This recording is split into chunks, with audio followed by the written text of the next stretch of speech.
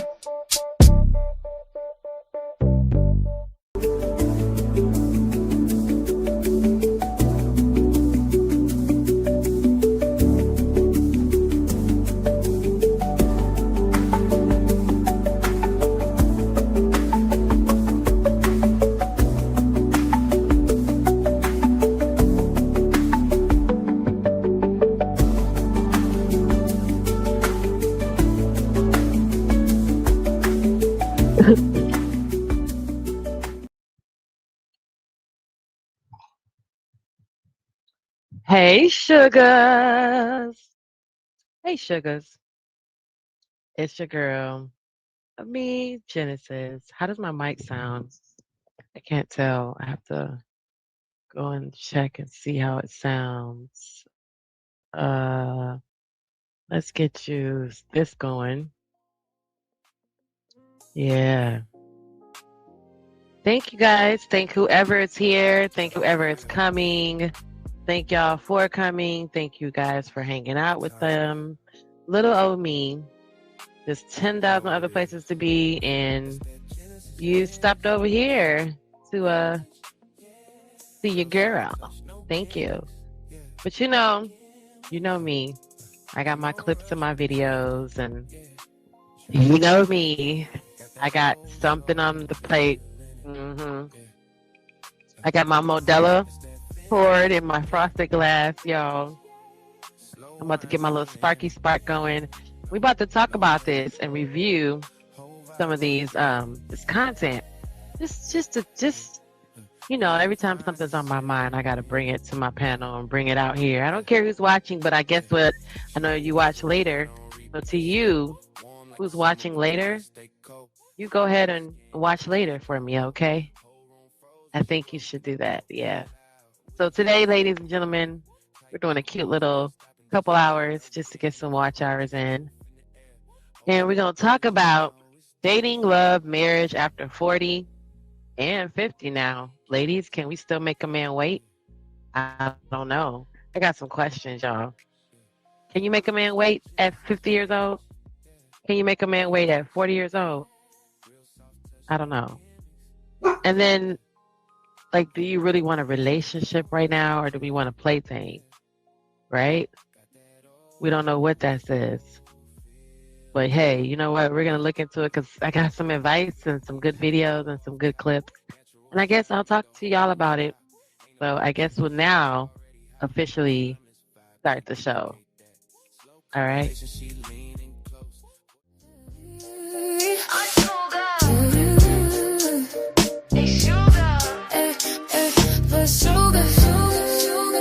Are you ready? I heard a heart.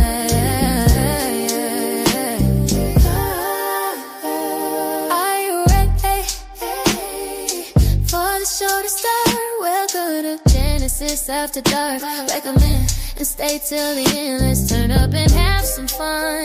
I'm Genesis and it's After Dark. Can we talk about what's been on my heart and my mind? While we build this one brick at a time.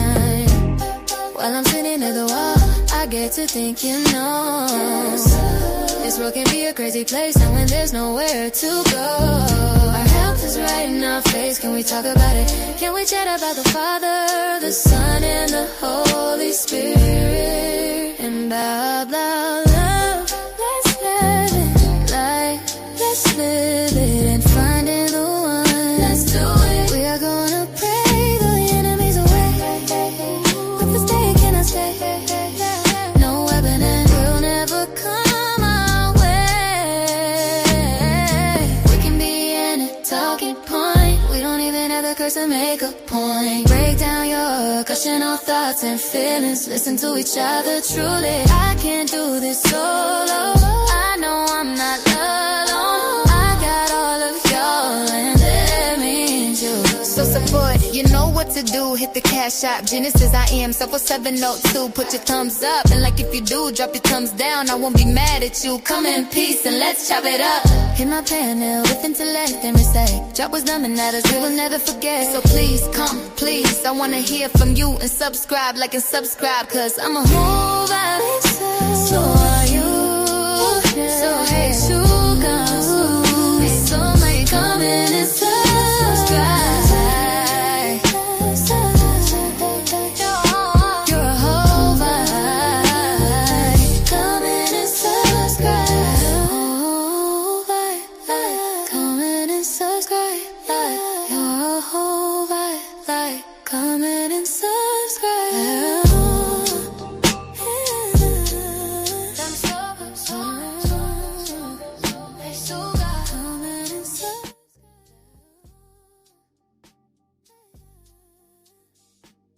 Hey, sugars. All right, I'm back, y'all.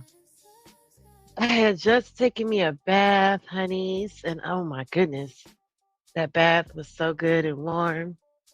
Felt like a nice blanket. And then, of course, I get out, and then it's cool and chilly. Oh, you know what? If you're coming into the show at any point, just make sure you hit the like button, do a comment, subscribe, whatever you want to. What?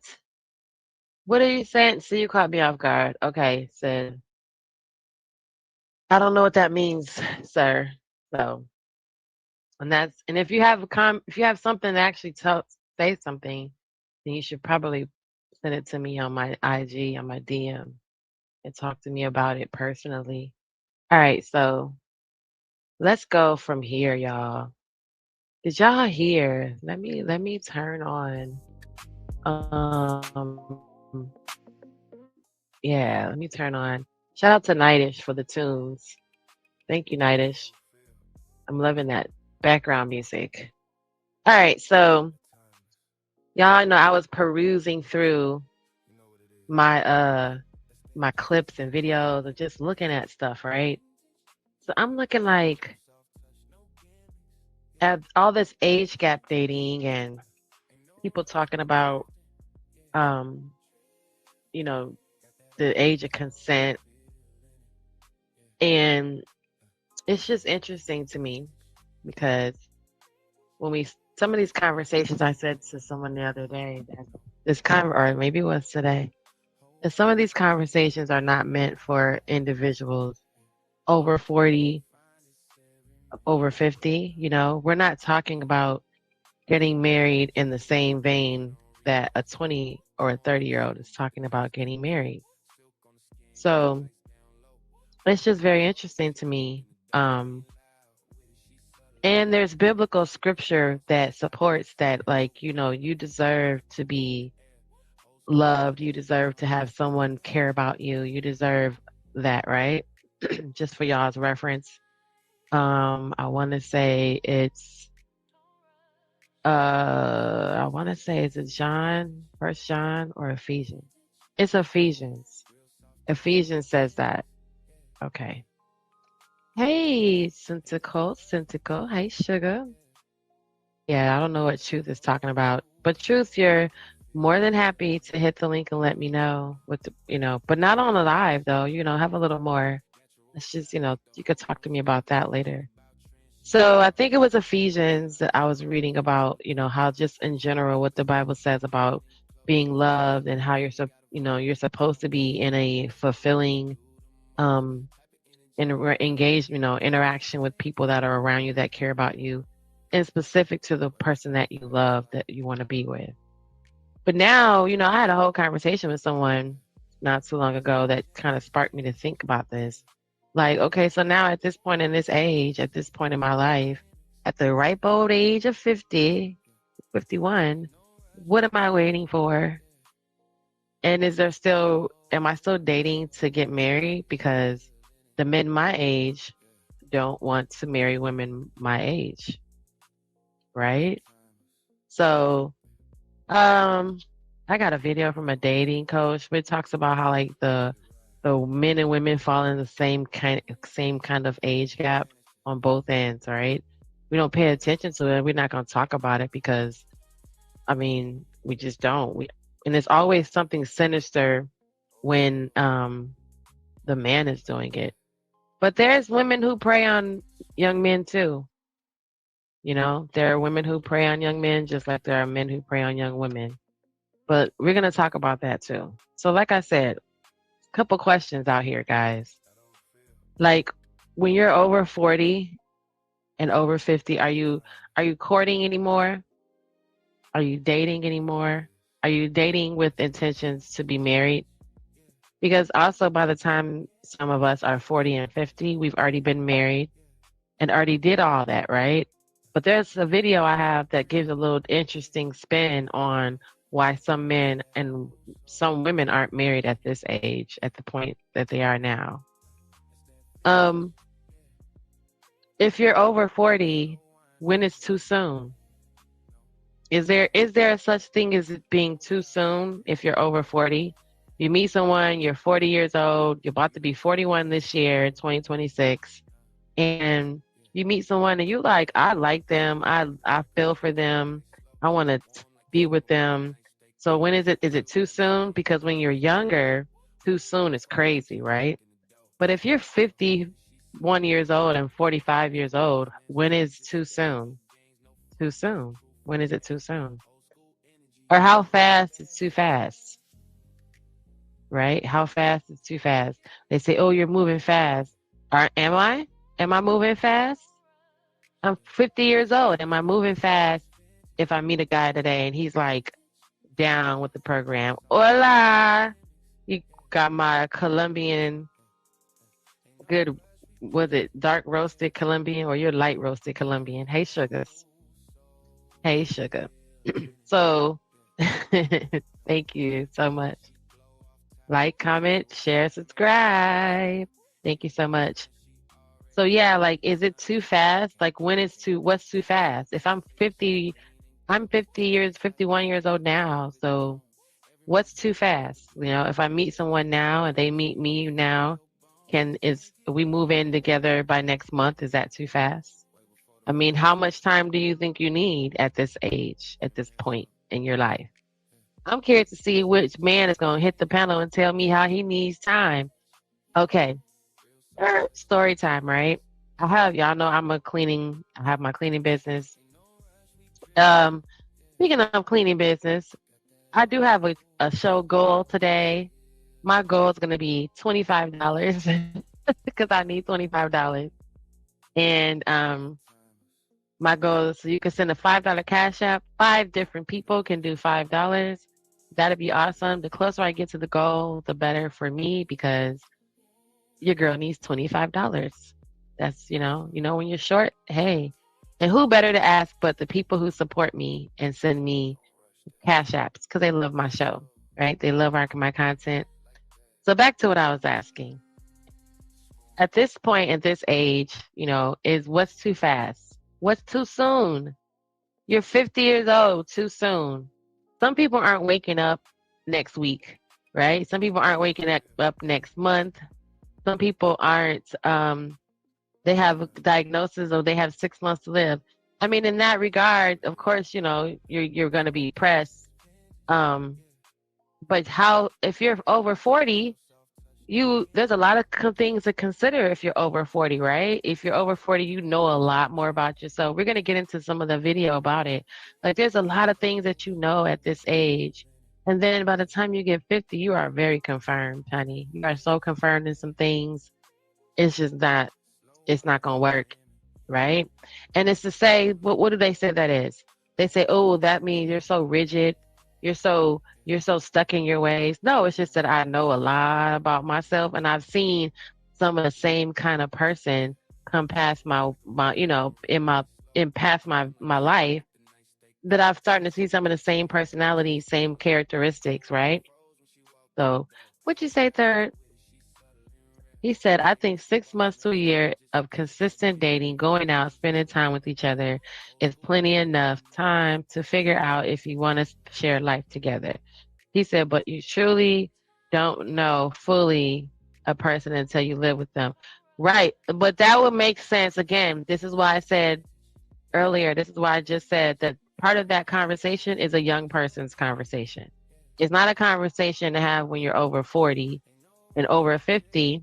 Because I feel and I'm believing that some of that, because remember the show that I did, Third Ward, there's a group of people that never ever lived together, but they go together and they're together. It's called Together But Apart, right? Which means I don't have to ever, the bottom part of what you said, I don't have to ever truly know a person. I'm going to know them from everything else that we do because I'm not going to never live with them. There's a whole culture of together but living apart, and they stay apart because if I'm 50 years old, everything that I've acquired, my house, my kids, all the stuff that I've acquired is in this one location, and then everything you've acquired is your one location. And we're older now, so then we don't have to necessarily move in together. We can just see each other, and if we're not getting married, then there's no really reason for us to have the same address. We could just keep going together. Right? Why am I going to have a boyfriend that lives in my same house at 50 years old? Either that's what you are, and then you're a boyfriend, but you don't have to live in my house. You can live in your house, and I can live in my house. We're not a boyfriend, but my man. Right? So even still, Third Ward, the first part of what you said is valid, right? 6 months to maybe a year of just consistent dating, spending time with each other, to see if you want to spend the rest of your life or share a life together. But the last part, you may never, like I said, you may never end up living with that person. And then even still, that same 6 months to a year is so different if you already have your career. I already have my career. People meet on the internet. We don't live in the same state. So it's going to take all that time to actually just get to see each other, interact with each other just a few times, right? He says, I'm not going to lie, the longest relationship I've been in, I made a mistake of moving too fast with the individual. I moved in with her 4 months after dating, but I was hella young when I did that. Right. So you being younger and then having a legit time to bounce back. But now think of that same situation. Think of that same situation now, right? Think of it at the age you are now, where you know so much better and you're older now, man. So, right? So is it too fast still? I mean, at 50 years old, is it too fast to move in with somebody and start dating them 4 months after we started talking? Can a woman over 40 hold out for sex? So we start dating, and then I'm telling you that I need you to wait. You know, can you wait? Or do I have the right to even ask you to wait at this age? Right? Can a 40-year-old, 50-year-old woman, you pull up on her and she tell you, you gotta wait 3 weeks, 6 weeks to tell before we get some cookie? Can you do that? I don't know. Right? What happens what happens with our standards after we turn 40 years old? They change, right? The standards change, things look different. You know, we probably lighten up on some of the standards. Some women probably hold rigid on their standards. I don't know, y'all. What'd you say, Third Ward? He said, you just made me think of something. Do you think couples that live together take each other for granted compared to couples that don't live together? Well, I've learned that through some of this research that couples that live together, some of them with inside of the corona, right, the COVID-19, with the exception of the COVID-19, most of the people had they would say that they had like a comradable relationship, so they almost didn't really even know their partner. So yes, they took them for granted in regards to like the husband always relying on the wife to pick up the kids and things like that. But then when COVID happened, those same very people realized that there was a lot being taken for granted, right? They didn't realize that because the husband may have been at work. So now when COVID happened, so after that, I think people started coming into it differently, right? Because that's when the whole living separately became a big deal, because some people really were living separate and had whole relationships online and never really ever really met the person outside of being online. So I think that kind of changed a little bit with the whole living together, not living together. And especially for the people that were living together, they were already taking something for granted just because of their busy lives, right? They were always relying on someone to go grocery shopping, so always relying on someone else to make sure there was tissue in the house. But though, again, when I researched into it, those same people didn't realize they knew as much, they didn't know as much about their person that they thought they knew until COVID happened, until they actually had to live with the person, right? So they weren't living together. It was just kind of coexisting, in passing sometimes. So until they had to actually like live together, that's when people started like pointing out, what things that were going on in different relationships. She said, I'm not going to lie. I personally like older women better for several reasons. Older women are more direct, upfront. Y'all know what y'all want. And older women are more definitely chill, understanding, and chill to be with. Yes, we are. Older women are more direct and upfront because no one has time to be wasted on explaining and talking around the bush. By the time you don't learn how to communicate by the time you've gotten a certain age, and you've learned how to interact with people, and you've learned how to use your feminine wiles so you are upfront, you are more direct, and then at the same time you've learned that people aren't listening, so you gotta say what you need to say. And then a lot of times the age helps with the fact that you are being more direct. They kind of let you get away with it because you're older, right? Y'all know what y'all want. Yeah, that's a good byproduct of being an older woman. And that's also, again, the byproduct of what we're going to show you this video in a minute. And that's also the kind of the standard understanding too. He said, older women are more understanding and chill to be with. We understand because we literally have been there and done that. And then we're chill to be with because at this point in that person's life, they are on a more relaxed side of life, right? They should be. They shouldn't be hustling and bustling out here trying to be young and, doing all this other stuff when you're getting older. So that's what creates a chill, And if I'm working all day, I definitely want to come home to something that's quiet and relaxing and really chilling. So that's what makes that happen. What did she say? For some reason, whenever I'm in a relationship or dating women my age or younger, it always is a disconnect when it comes to maturity department, their mindset. I tend to do better with older women. Yes, my dear third ward. I know. I listen. I told y'all about the 30-year-old man who never called me back, third ward. He sat and looked at me and said, "Oh, you're beautiful." And I said, "Oh, you're handsome." And then he never called me back. I think we talked a couple times. And then I told you about the 35-year-old who I bought a coffee for, who I've never heard from. I don't know. These young men, I don't know what y'all like. I don't know what y'all like, sugars. Y'all clearly don't like your girl. All right, so let me get into a video. Since third ward is putting me in that mind state. I'm gonna get into this one first. Let me go to the one where the young man was explaining. Hold on, y'all. I'm doing this all the way wrong. Hold on. He said, "Oh, dude, yeah, man. He never. He texted me and was like, 'Thank you so much. Something's wrong with my phone.'" And then I was like, "Okay." I mean, I didn't hear from him after that. So I don't know what to tell y'all. Something. You know what I'm saying? I don't know what to tell you when it happens like that.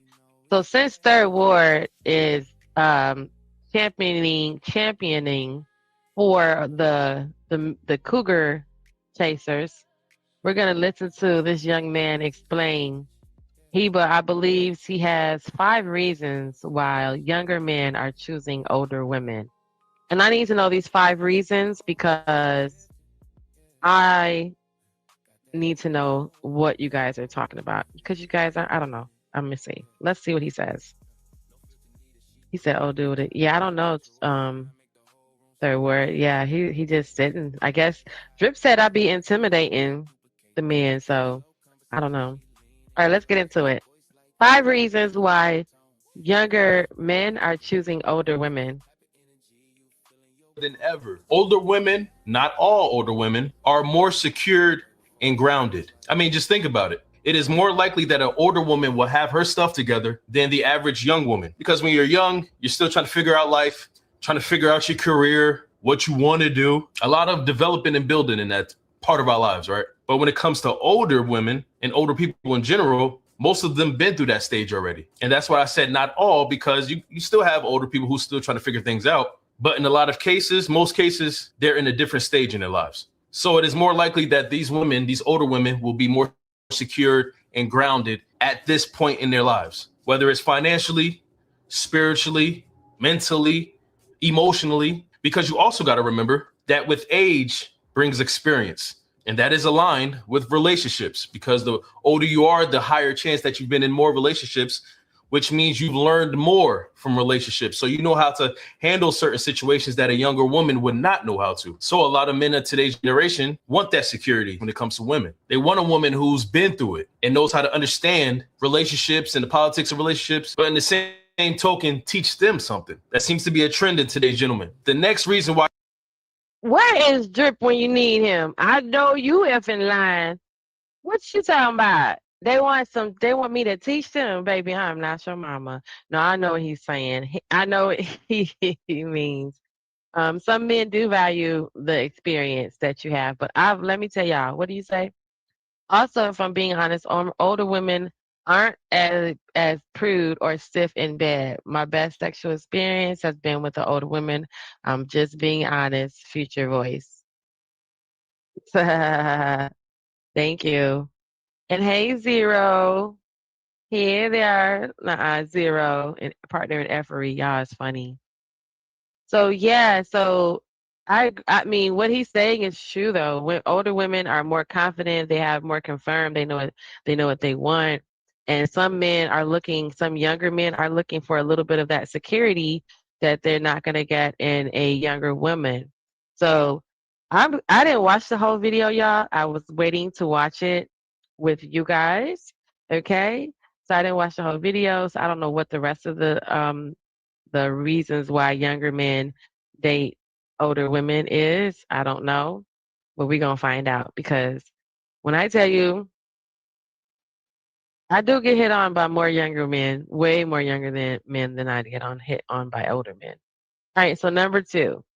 You'll see a lot of today's men desiring older women is because they know what they want. Kind of piggybacking off of my first point, older women have been through a lot in their life. Oh yeah, and so the experience thing he said, I don't know if I'm gonna be able to hold 10 toes down on that because I hear so many people, so many men in this space talk about how they do not want an older women. They want that low body count. They want the woman. They want no experience so they can mold her.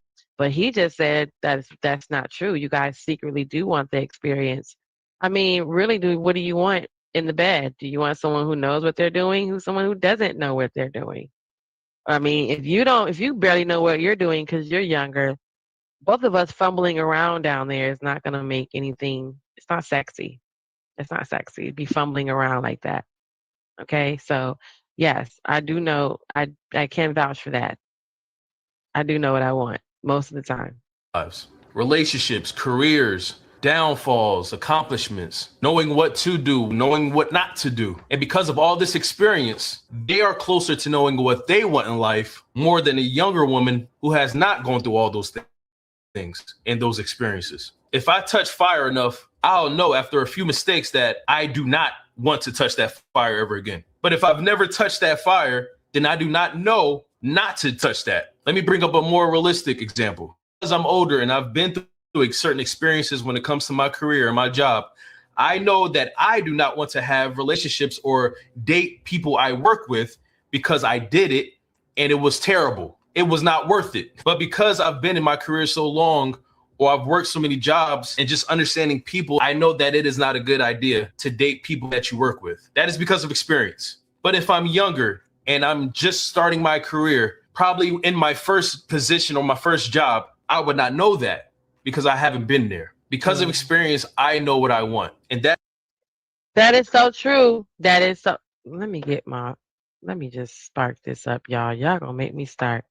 That is so true. that is what men look for in their woman when it comes to age gap dating and just wanting older women in general. These type of men want to be with women who know what they want because it makes decisions in their relationship easier. There's not a lot of guessing. This woman knows what she wants because she's been through it, and that could bring peace to a man. Another reason why these type of men love older women and look forward to being in relationships with older. Okay. So if y'all looking for peace, why don't y'all look for peace where the peace is at already? I'm confused. Okay, so Third Ward says another benefit of being with the older woman is that she's usually more invested and committed in the relationship compared to younger women. Right, because younger women think that there's more fish in the sea, and the older woman has already went fishing and she's already caught her fish, threw it back, and now, just like we can tell you, we already been to that watering hole, so we know there's nothing in there. Right? A lot of younger women, what did you say? Oh, a lot of younger women be quick to leave the relationship. That's true. And you said what? Whenever they're mad or upset about something, it doesn't even have to be a serious or dramatic. Older aren't immature like that. Older women only leave relationships they've what? Oh, that are detrimental to them. Yes. You want to also consider that, especially before the relationship can get physical, she's gonna want to leave. You know what I mean? Where a younger woman will probably fight you back and key up your car, and I mean that's also too. The older woman understands the dynamics of. I mean, listen, if I really wanted to cost you something, I'm not gonna go do some stupid key up your car, or I've seen so many crazy things like these young girls will like put shaving cream on the car and wrap it with tissue, and you know what I mean. And then one girl, what happened? She put white paint inside of his car, bust the windows open, and dumped the bucket of paint inside the car. And he just crying somehow. He just can't stand her. See, sometimes the younger women, the older women, we don't do all that. We're not gonna do all that. Two couple reasons. We understand the bill. Don't nobody got time to go to court. We got too much built up for you to be talking about you trying to sue us. All that, right? Oh, what is that? Okay. Right. So all that. So don't nobody got time to be sitting up here with collecting no type of invoice. Nobody has time for all that. So that's why we get older, we don't deal with some of that stuff. Older women is because of their emotional intelligence. Because older women been through so many relationships, through the ups and downs, the good things and the bad things. Also with a lot of older women being divorced or widowed. So they've been through marriage. They understand those types of high level relationships. A younger man. And why wouldn't you want a woman who has been through marriage already? Even if you just date her and y'all don't ever get married, she's already been through marriage, one. And she already has a very good foundation and understanding on what it's like to be in a relationship. Why would you want the inexperienced girl because she's younger? Even for you older men, y'all still go after the young Becky. So why would you not want someone who already has, I don't know. Who has not been through that level of emotional processes, relationships, would love to learn from an older woman like this, who's been through it, who knows, and not just for himself. He doesn't just want to learn for himself, but he feels like this will be a benefit to their relationship because she will know how to maneuver when certain things go down in their relationship. A man cannot do it all. And an honest and real man knows that. But he feels more secured when he knows his partner knows how to maneuver when there's things he doesn't know or things he can't fix or he doesn't have knowledge on when it comes to their relationship. He knows his woman has his back 100%. And she knows exactly. I call cap on that, sir. I'm sorry, but these men these days are so intimidated by you having any knowledge outside of them giving it to you. Even the younger men, y'all know my last situation. They don't want to learn from me. They want to learn from me when it's convenient, when it's something, don't let it be a legal situation or a contract or, but just in general, that's cap. They're not. So I don't know where that guy is that you're talking about. What'd you say, third? He said, to be honest, sometimes men get with women who act like they're peaceful. And once you get in knee deep with them, that's when they reveal the toxic and dramatic that they are, and you'd be shocked. But that was because that was the representative the whole time. So that's the thing too with older, I guess also with older women, you're not gonna get too much of that representative at first. You might get a little bit of a guard or a shield up, but then she's probably gonna leave you alone. I'll leave you alone faster than you would probably leave me alone. I mean, if it's gonna have to go back and forth like that, right? So that before it can get toxic and dramatic, you're going to know with me as an older woman, it's toxic and dramatic from the very first day. If it's going to be toxic and dramatic. If it's not, then it's just going to be peaceful and chilling. And I'm a Cancer, and I really, really believe that a lot of times I am reacting. And if I'm reacting to something, that tells me a lot about the room and the environment that I'm in and the people that I'm around, right? So that's also what creates the toxicity because we don't pay attention to that part, third ward. We want to be in love and want to be with someone so much that we're not thinking about the actual incompatible features incompatible characteristics that we have, then how it's just going to be, that part's going to be toxic no matter day 1 or day 10. But the person that's giving you their representative, you're not going to know anything. And then what do we learn on Sharon's channel? Someone can hold that representation for almost 18 months. So you could be going with them, talking to them, kicking it for a year, and they never yelled at a waitress or never yelled at a server, right? But as soon as y'all get together, after be 2 years deep into it, all of a sudden she cussing the waitress out, calling her crazy names. And you're like, oh my goodness, you weren't like this. That's because she held that representation. And she held it up for at least 2 years, they say. They say 18 months. Salute to Shoe Hustler and Musler. How are you doing?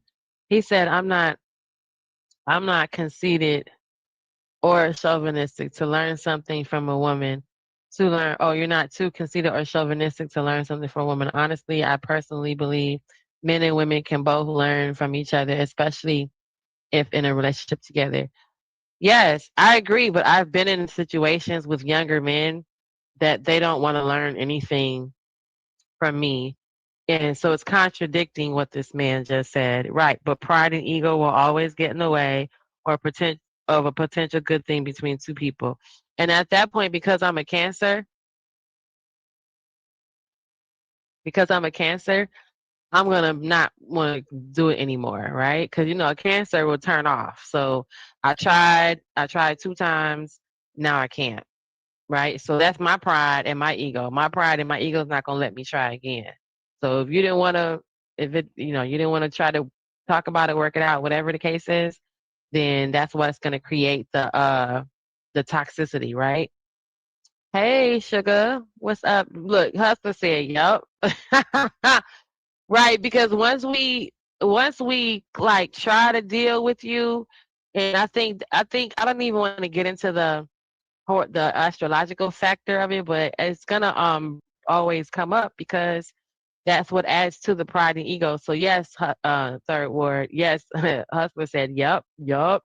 Pride and ego will always get in the way because the younger man is not gonna want to learn something, and he's gonna feel like me telling him something is me being older than him, but I am older than you. So even though the young man on this video said what he said, I just disagree with that because these young men are not as receptive, and cancers have breaking points. The beautiful thing about the cancer and being an older woman cancer, when I love on you, you getting all. I mean, it's just beyond, and you're already going to get a lot of love from a cancer woman, but now you're getting an older woman who knows what she wants, who has a lot of things made up, peaceful ways about myself. I don't be toxic unless you bring me toxicity, right? Like we said earlier, third ward. If you don't, it's so many dynamics that where you can bring toxicity into relationships where it won't, it affects everything. Don't think that that's something that we're doing. That he said, I don't think I've ever been or dealt with a cancer woman before. I'm not sure what y'all are like. Your characteristics are like. Well, we're really much cancers in general are crybabies. He said, Drip said, hey, what's up?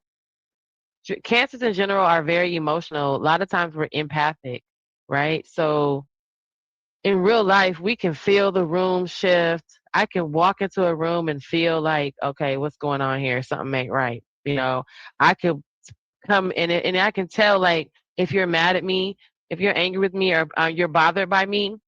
Like, I'm gonna tell y'all, I've been rocking with Drip since his very first, like his third show, right?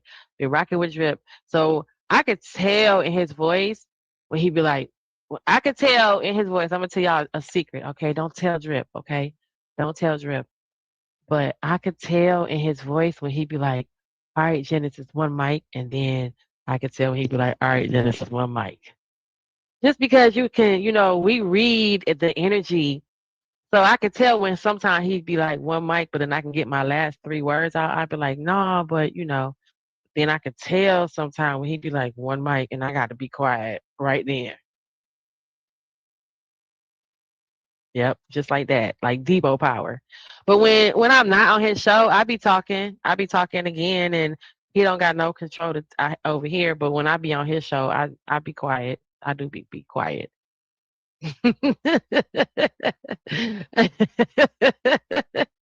I be a little bit quiet, but if but sometimes. But that's just because us cancers, we can read the room, and imagine adding that with like wisdom and a little bit of knowledge, and adding that to being able to like read people. So I could tell, sometimes, but then sometimes I could tell, but I don't care. So that's the bad part because I'm old and I'm grown and I'm 50 years old. And how much time you want me to care? I ain't got time to care. I'm finna be AARP soon. So I ain't got that much time to be worried about you and your little emotions. But, for the ones I care about, I got mad love for. I do care. Personally, I think that younger men are more open and willing to learn and listen, but they not. I'm telling you, sometimes they not. Y'all hard-headed, and y'all don't be listening to a woman compared to older women who are already stuck in their ways. We're not stuck in our ways. That's what I was saying, that the very thing you like about the older woman is meaning she's stuck in her ways. Remember I said that earlier at the top of the show 44 minutes ago? That's why they call it stuck in her ways. It's because she's confirmed on her, and her standards have changed, or her she's confident, right? But that's exactly what you said you like about an older woman.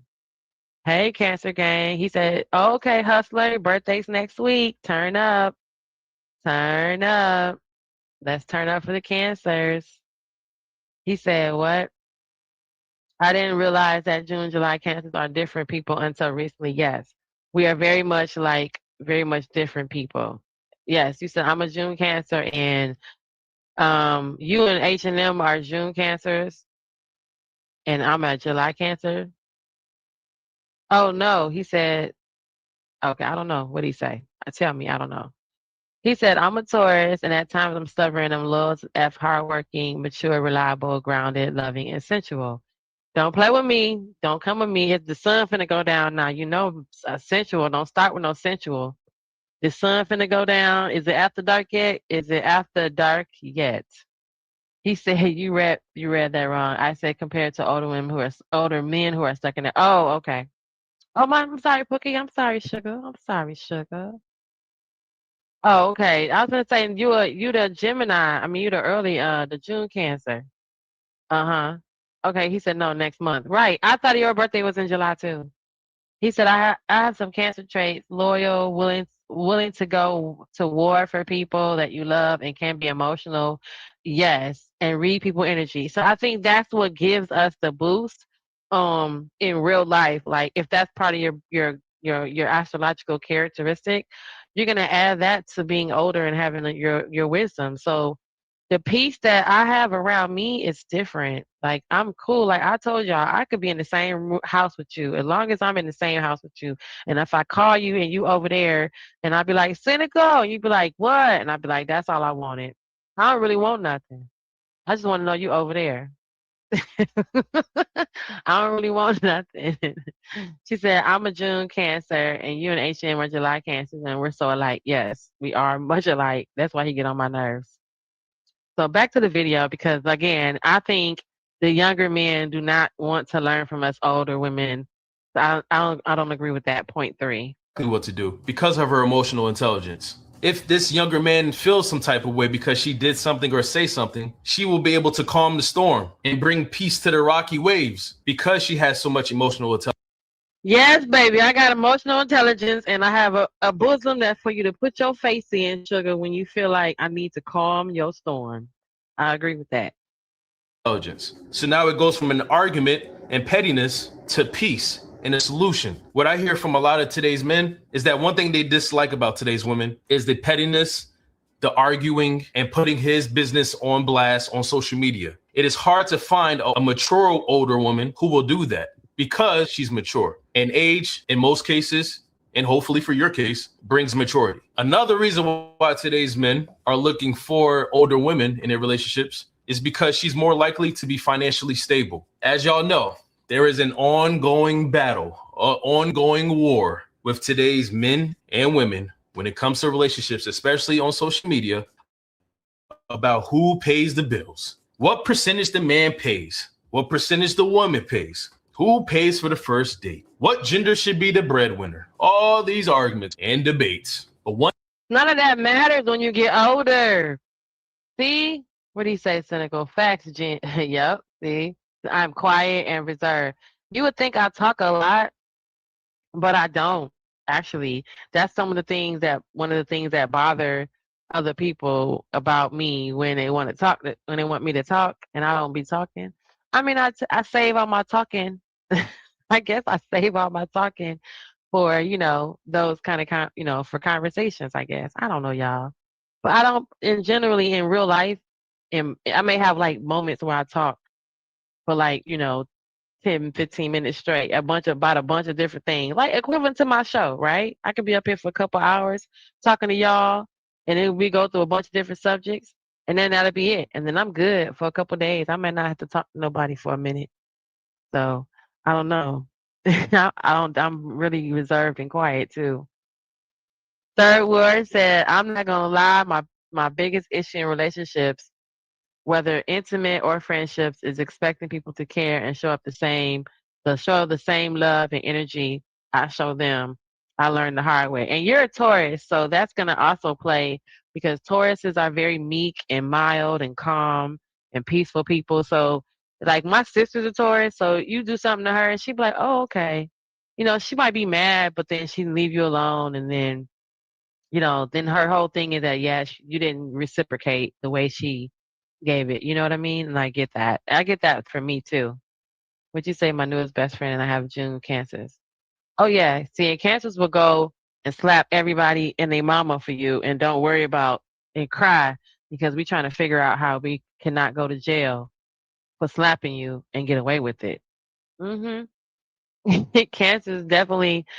That's half the reason why I'm crying. If I'm mad, oh my God, I'm just trying to sit up here and think how many times I gotta go in my mind. I'm going over the episode of How to Get Away with Murder where they brought the details and they showed the details. You know, in my mind, I'm like, okay, they dug the ditch 12 inches, 12 feet instead of 6 feet. Like, and that's the running joke about us cancers and why we cry when we get mad. It's because we're trying to figure out how to get away with what we want to do to make you feel the pain that you just gave us. So, I turned my music down because he was talking. Okay, so out of all the persons I dated or dealt with, air signs, Gemini, Libras, oh, that's your best ones, huh? I don't know. I like Leos, but Leos don't be like, they like me, but we're not good together sometimes. I'm gonna try Virgo. I don't think I've been with a Virgo. She said I tend to attract those signs. And see, so in real life, you got to think about like the compatibility factor, right? He said, my new two best friend, and I refer to ourselves as ethical trolls. In real life, you got to like put that in perspective to like, you know, when you're dating yourself, dating someone, you already know that there are certain characteristics you don't like. And as you get older, you're really not going to tolerate some of this bull, some of these fake representatives, these characteristics. You're not going to tolerate it. You're not going to be able to deal with it. And it's not going to translate. It don't make sense. One thing a lot of men love about older women who are financially stable is that these type of women do not care about none of that because they can hold their own. You will find these type of women say, I don't need a man to pay for me. I got my own money. I don't need you to pay my bills. Let's just have a conversation with. Yes, because at that point, young man, I don't need a man. I want a man. Okay? I don't need a man. I want a man. That's not the same thing. Okay? That's why it's not like, oh, she's all independent. She don't need nobody. Oh, no, because hopefully by the time you get to this point in your life, you got some things in order. You got some things on auto pay. You got some things that are just, you got a financial path you're going on. So hopefully by this time, she doesn't need you. She needed you back then while you was building. But we're going to get into that because apparently the men think of this a whole different way. What's comfortable for our situation in our relationship. These type of women are more open to having conversations, healthy conversations, mature conversations about money in their relationships, where a lot of men, today's men, think the opposite of today's younger women. So you'll see these men find more comfort, more peace and serenity in not worrying about how much he has to pay or having that financial pressure because he knows his woman is good and that she's not going to put that pressure on him. And the last point I'm gonna bring up about why today's men are looking more towards older women in their relationships is because older women can teach a thing or two. As you see, the theme of this video is experience. Experience is birthed by time, and experience births knowledge, lessons, teaching, maturity. You have to go through something to know something. You have to touch something to truly feel something. You only know what you know. And because older women have been through so much, they can actually teach their younger man, something he hasn't been through, especially for men who want to be better versions of themselves, who are open to learning, who are always looking for knowledge. What better place to get that from than your woman, your partner, your loved one? If a woman is able to drop gems on her man, make him avoid situations that he shouldn't be in, make him accountable and look at the decisions that he make or look at his decision making and realize like, wow, she made an impact on my mind That makes a tremendous difference on a man. And he will yearn that. He will love to have that. Those learning moments, that life education is what a lot of today's young men are looking for in their partner. All right. So thank you for coming to my video. So do y'all think so? What do you think, Third Ward? You agreeing with this? He said he can learn something from a young woman. Cynical, you saying facts about this? Yes. I think some of it. I think some of it, but I don't know about the whole learning. I feel like that should be a part of the relationship, but I know you agree with him. Okay? I'm just saying in my experience, the agreeing is, I don't know if I can wholeheartedly. So I don't know. But here are some interesting, y'all know me and my physics, right? My physics facts. There's some interesting, I hate when my computer moves so like this. So I can tell y'all what's so interesting when it pops up. Okay. So as I was going through my videos, we're going to watch this other video first, and then I'm going to bring up my questions. So make sure y'all, I don't see y'all like the video. Y'all don't like the show?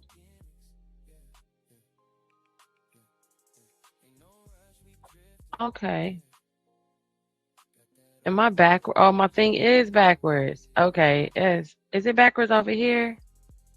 It's not backwards over here, but on YouTube side, it's showing up backwards. That's crazy. Okay. He said, I agree with him. Okay. We're going to do this because I got too much going on right here. Oh, okay. Hold on. Let me go to... Okay. Did I save this one? Y'all know me. I smoke. Listen, it's legal. Okay, this is what I wanted to go to. That's exactly what I wanted to do. All right, so I need to go to my channel. Don't rush. I need to go to, is it my playlist? Yep, period. All right. Okay. We're finna go through some of these clips real quick. Okay. And then I'm gonna come back, and then you say you agree with him? Okay. He said, look at it from this standpoint. A lot of younger men can learn anything from a woman their age or younger because of how superficial and immature they are. So younger men naturally are willing to learn from older women who are more mature and not as superficial as their younger counterparts. And that's true too, because I do know that is also one of the greatest compliments that I have had, is that I'm not superficial, and I'm not like requiring, eyelashes and wigs and things that are extra costs. And I don't have that facade as well. Like, my makeup is what y'all see. Y'all see my pictures, so y'all see that is me.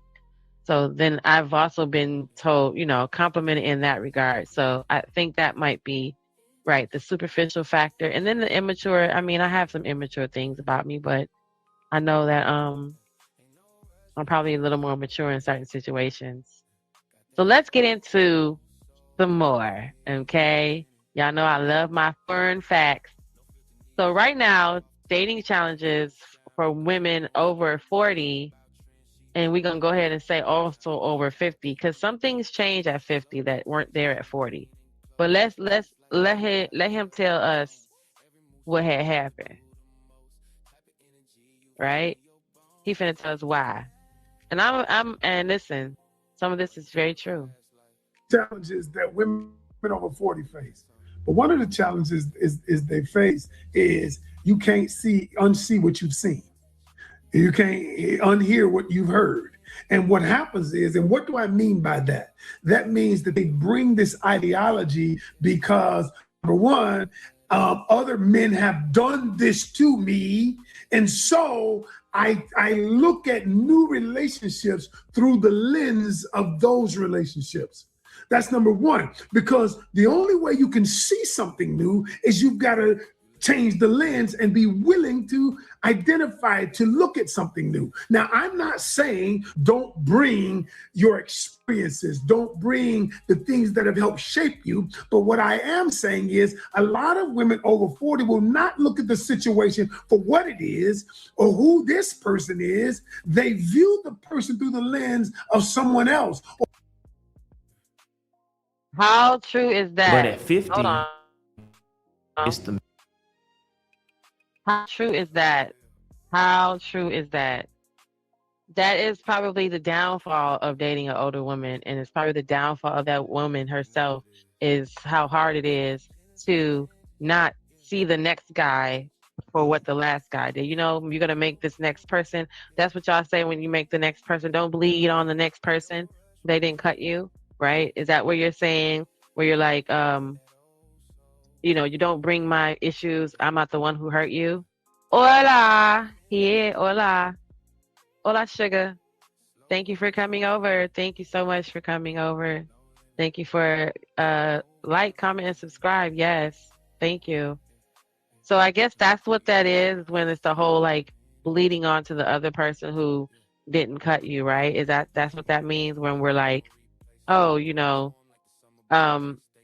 you can't punish me for what happened to you, someone else did. And if when you're dating someone that's older, unfortunately, they have already been wounded. And unfortunately, sometimes the new person does come in and cuts the wound. They think they can play with, he's talking about, yeah, older women rock. Thank you. You know, like they want to play these same games, and those games aren't going to work. That's one reason why. I don't know if I want to see if this is the next video, but they're all in order. Oh yeah, they are in order. Okay. Oh, okay. So we finna just go down the line real quick. Okay, so I remember I was watching these videos. I think we haven't got to it yet, but where the girl was saying how men see women the same at 20 and at 50. They're looking at the same person, which by default, if you think about that, that eliminates everybody in between. But let's get back to this one. Let me see what he said. men who marry women in their 50s. All right. So Oh, right. This was that guy. Okay, yeah. Y'all, look at this. Watch this. Watch how he explains this. at 50, it's the men who marry women in their 50s. All right. So if you look at the U.S. Census data, when you start looking at single women, it shrinks by the time women get like 60. So most 60-year-old women have either been married or are going to get married. Why? Because the men, when they turn 50, don't want it alone, right? So they started getting serious. So if you date someone in your 50s as a 50-year-old, that man is out of the player phase. Right. You get what I'm saying? He might not even have no juice left out of He wants to settle down. He wants to travel the world with someone, or he's open to a woman, exposing him to new things, to fun. He wants to backsplash. He host Thanksgiving and Christmas and stuff that men don't think about. They want that lifestyle. So women in their 50s actually date towards marriage at a higher clip because they're dealing with men who are more marriage minded. Wait a minute, is that true? How? Is that true? Oh my gosh, did y'all hear what he said? Is that true? Who's 38? 38, hola, Yano? He said, how old are you? 38, hola? He said, yep, you got that. Okay, 38. Welcome to the Wall Hitters Association. Where I am your president of the Wall Hitter. And this is for all those people who they said that nobody is going to love on us because we are too old. And they have told me that, and y'all. So therefore, welcome to the Wall Hitters Association. They have, where does it say? What did I put down there? Oh, unworthy, forgotten, and unloved, courageous, beautiful, powerful, and amazing. Period. Okay, just letting y'all know. All right, let's get back to the video. Depends on the person. What did you say? You say, yeah, I feel it depends on the person and how they are raised and the spirituality. What depends on the person and how they were raised? Whether or not they will date an older person or a younger person? I don't know, sugar. All right, so hold on. Let me see. Is this the video, the one that I wanted to show? So what did you think about what we just said? Men who are in their 50s, supposedly, what we're saying now is that they are looking to date their own age, right? Because they don't want to die alone. They don't want to end up by themselves, and they're looking for women who are a little more stabilized. But that's not what we see, because the younger men's want the older women, and the older men's want the younger women. So I don't know. But let's go into this one, because this is another perspective also. They say if you're not married or dating as a man, if you're not married by the time you're a certain age, then something's wrong with you, right? That's what they say. They be like, something's wrong with you. What's going on with you? Why haven't you, settled down? Why haven't you decided what you're going to do with yourself? And it looks different for men than it does for women. All right. So let me just give y'all my little facts and facts. So there's a lot of stuff going on. So a lot of things that add to, here's the facts part of the show. There's quite a tremendous amount of detail that add to why women are single at a certain age and childless, as well as older and single, right? So let's get into this one. The truth about the female desire. The look at female desire is also frowned upon. So there's another whole aspect about how women, just in general, us wanting someone. Because remember I said earlier, y'all, and does that make me a old 304? Because not me sleeping around with different men, but me telling the men that, hey, I don't think we need to wait around for nothing. If we just gonna get to it, we're gonna get to it, right? That's what you're here for. That's what I'm here for. So for whatever reason, I have encountered this as well with a mate of mine who thought it was just a little bit unladylike to let him know that I was horny, right? It was unladylike for me to push up on him and be like, yo, right? Isn't that what Sharon was talking about earlier, like the male consenting? Not pushing up on him in his sleep, y'all. So we're not talking about him consenting to anything. We're saying what he did consent to, right? Me pushing up on you, showing you that I'm interested, is sometimes also looked at and frowned upon. So Psychology Today reads to say that the female desire, the woman desire, has had it's frowned upon and has a sense of holding back the tears and slightly downward tilted head of a female client that's holding her head down, looking down, wondering why I never really feel like having sex with my husband. Or the older woman who can't understand, she's in the hospital, she's in the doctor's office, and she doesn't understand that why she has this heightened libido after her husband has passed away and she's now 65 years old and widowed. But now she's an old, horny woman. The truth is about 70% of women hardly ever want sex out of the blue. We want the program, we want the routine, we want the planned, the flowers on the floor on the way to the bedroom. We want all that. And we want some spontaneity. But spontaneous desire can be thought of as a feeling that when you get randomly out of the blue, you want sex. It isn't really what women traditionally want. And that's not how, especially as you get older, the spontaneity is not going to add anything to the love life, okay? Let's get into some more serious facts. This means that experiencing the woman's sexual desire, especially in the context of long-term relationships, most of them have to be turned on in some way. most of them needs a foreplay. But that's just women in general. But I guess when you're younger, you can do a little more spontaneity. But as you get older, what was that? Oh, as you get older, it seems that when arousal isn't necessarily desire, and then desire isn't necessarily arousal as we get older, okay? So I haven't been over. Let me see what y'all saying in the chat. Do I have a new comment? Oh, okay. Oh, okay.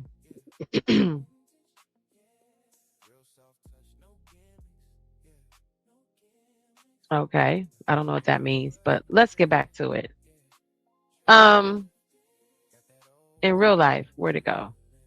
Okay. So yes, women need to be turned on, but as you get older, you know, there's other things that, and in just in general, as a woman, you have things that can break the libido, kill it, you know, that can just turn everything off, because a lot of our stimulation is still mental and emotional. So it's the same thing as for the younger women as it is for older women. So it's no different, right? Given that much, out of our ideas about sexually based, sexually biased male is by default what comes to mind, right?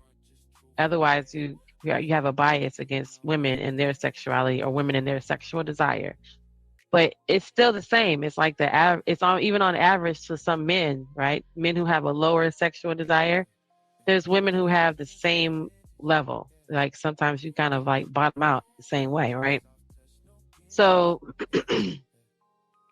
it's not to say that older women don't desire the warm cuddling after a hot and heavy session.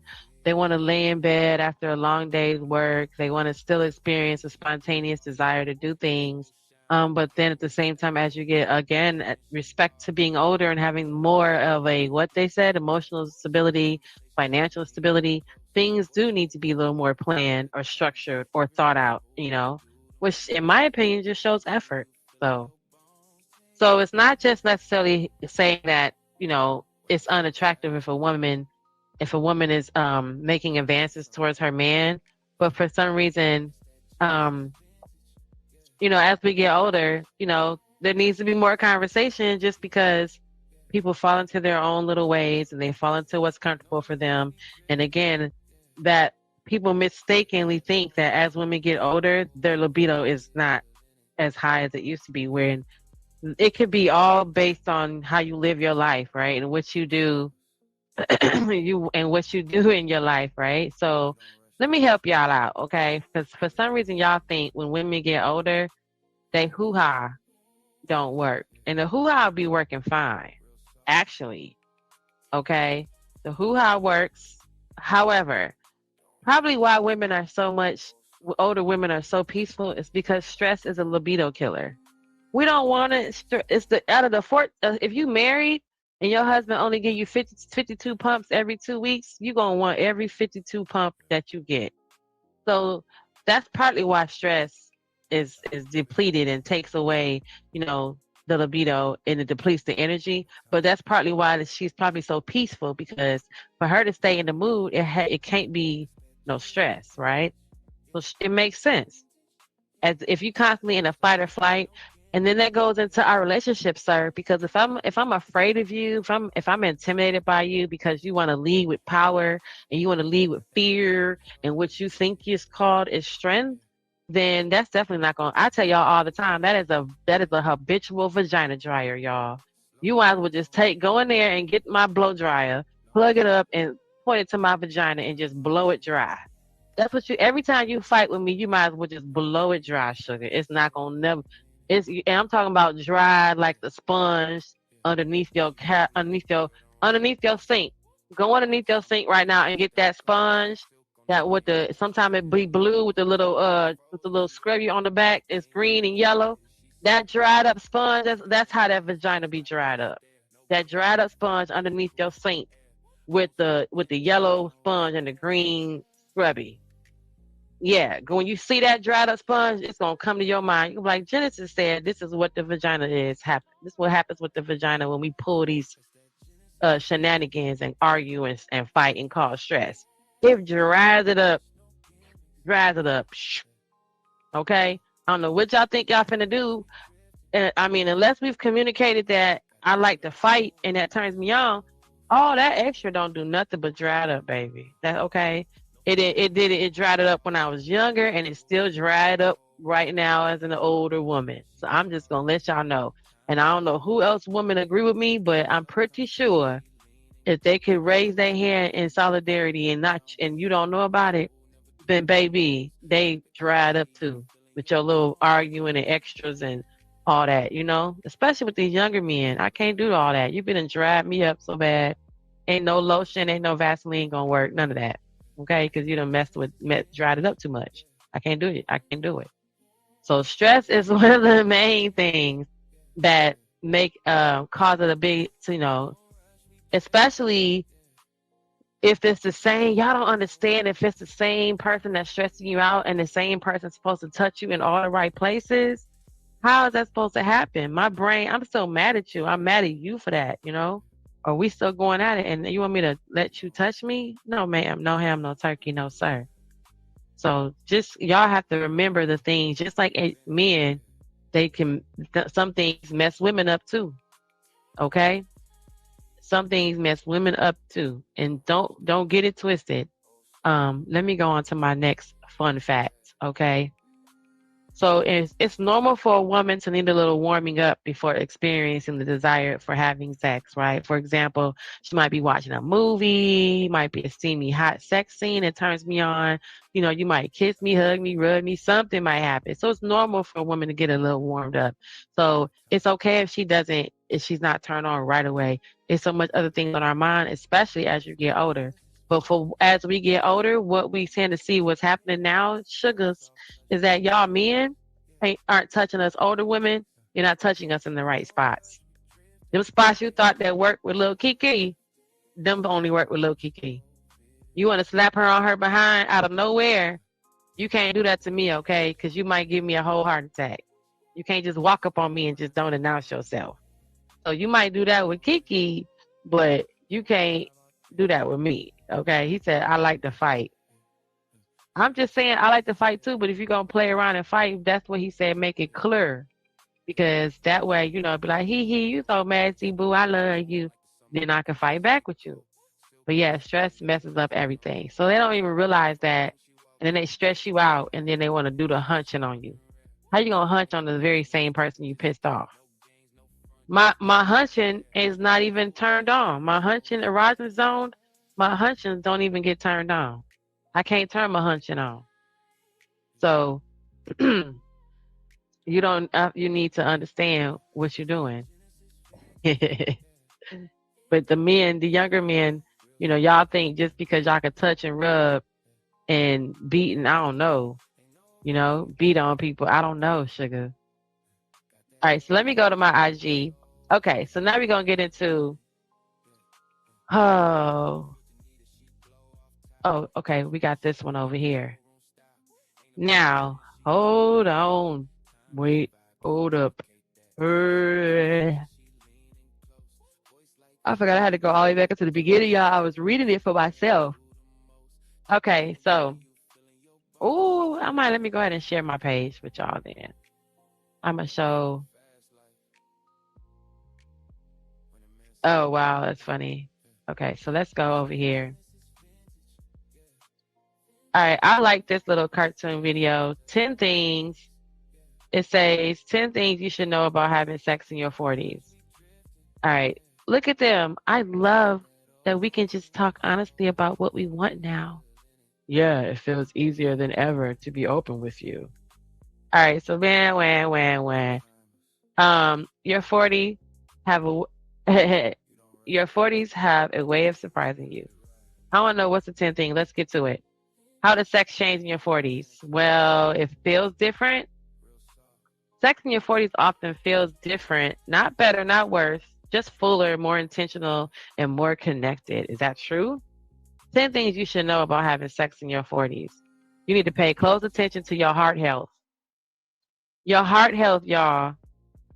Did we not Because I swear to God, I'm telling you, you just can't bang both head into the headboard and then no, you can't give me a heart attack. Okay, definitely can't do that. I can't go into cardiac arrest. But you must pay attention to your heart health. Okay, if you plan to have sex after 40, a healthy heart directly relates to a healthy sex life. What's number 2? Okay. Oh, the myth. Hold on. Oh, the myth is many people believe that heart concerns only matter later in life and not in your 40s. Okay, so y'all got to take care of your heart. The second thing is you're at greater risk of contracting an STD. Why? Why are you at greater risk of contracting an STD in your 40s? Let's see. What?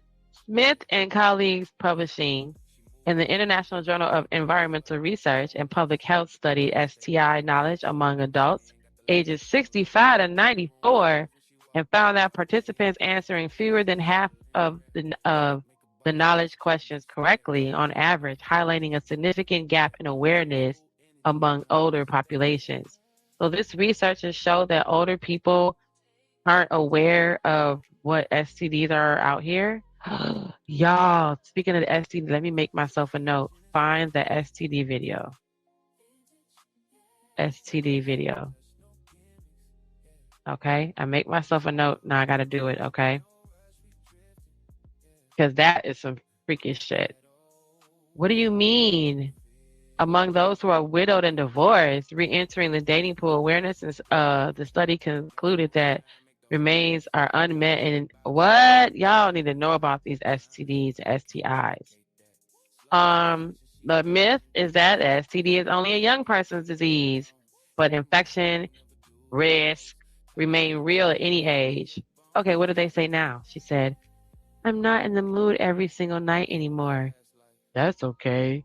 We go with what feels right. So most men notice some changes in their sexual health during the 40s as well. What do they get? They get a nice case of erectile dysfunction. Yep, y'all see it right there in the blue. They get a big old case of ED. Well, then they have medicine for that. So the myth is many think that ED is an old man's problem, but yet subtle changes it can begin in your 40s. Ooh, often respond to the habits and the medical guidance. Number 4, women may become more orgasmic than ever. I don't know. We need to see this one. This one I think we need to read because I don't know. Yes. While some myths claim that older women can find it hard to orgasm, research has proven that sexual satisfaction in women increases with age. Older women tend to feel more pleasure while having sex in their 40s. Period. And do. But what's the myth, y'all? Hold on. Oh, in a way, they unlock a new phase in their sex life. Because at this point of their lives, they feel more confident and more comfortable and not afraid to explore sex. What's the myth? People often assume that women lose sexual pleasure with age, yet find it deeper confidence, stronger communications, and more fulfilling orgasms during their 40s. What? Do you believe? Do you believe in love after love? Do you believe? Is that a Rogue C that I see? Hello, Rogue C. How are you, beautiful? Hello. Hello to you. How are you doing? Oh, I have some. Okay, I didn't even go back. Okay, let me go back in here into the chat. I'm sorry, y'all. I was reading, y'all. Hold on. What you say? He said nibble on the back of the neck. What? I'm just saying. If you let me know and I'm going to let you know and you're going to let me know, sir. That's all we going to say. But, what? You going to show them the STD video this summer? What? They're getting him at any age. Let me go to the STD video, show y'all that. Thank you, Rogue C. Thank you so much. That means a lot, okay? Thank you. Yeah, they'd be awkward in explaining it to the yes. But see, we didn't have back then we had conversations about this. I don't know. Maybe I don't know. I don't know. You know. Oh, big old case of the what? That not the gummy worm. Oh, you know about it? Oh, not that you know about it. Oh, don't tell nobody, okay? Ola, I got the video about the STD. I'm about to tell y'all about it. Okay, I found a video. It's I didn't pin it. Okay. But yes.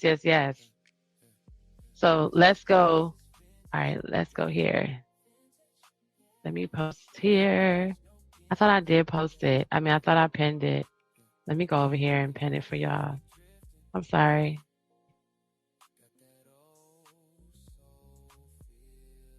All right, so there we go. All right, so I pinned it to the chat for y'all. Okay, hold on a second. There's only one way to come into the Sugar Shack, and that is on a big old sweet ride. Come on in.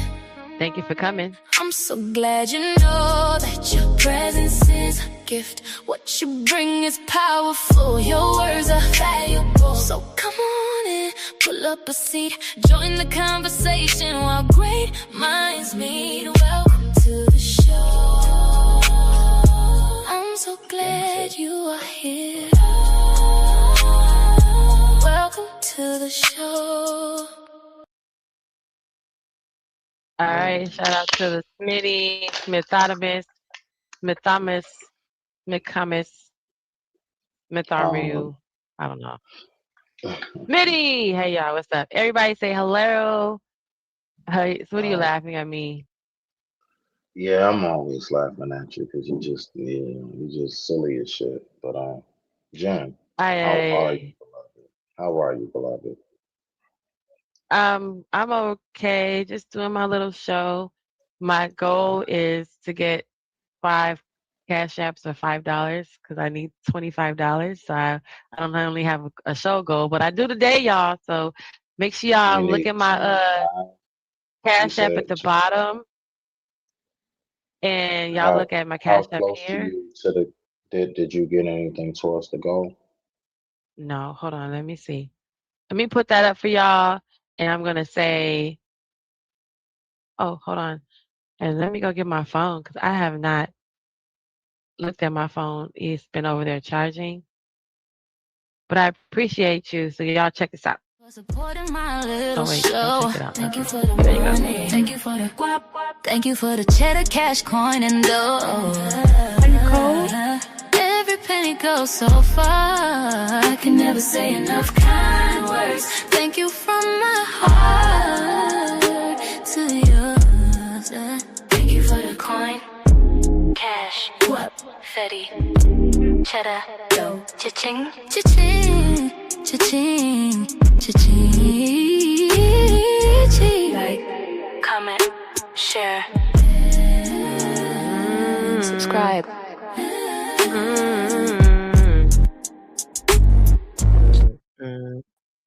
All right, so if you're wondering, that's how you get to it. It's the beautiful Cash App, and I don't usually ask for support for the show, but hey, thank you. If you do support, I will make sure I shout you out.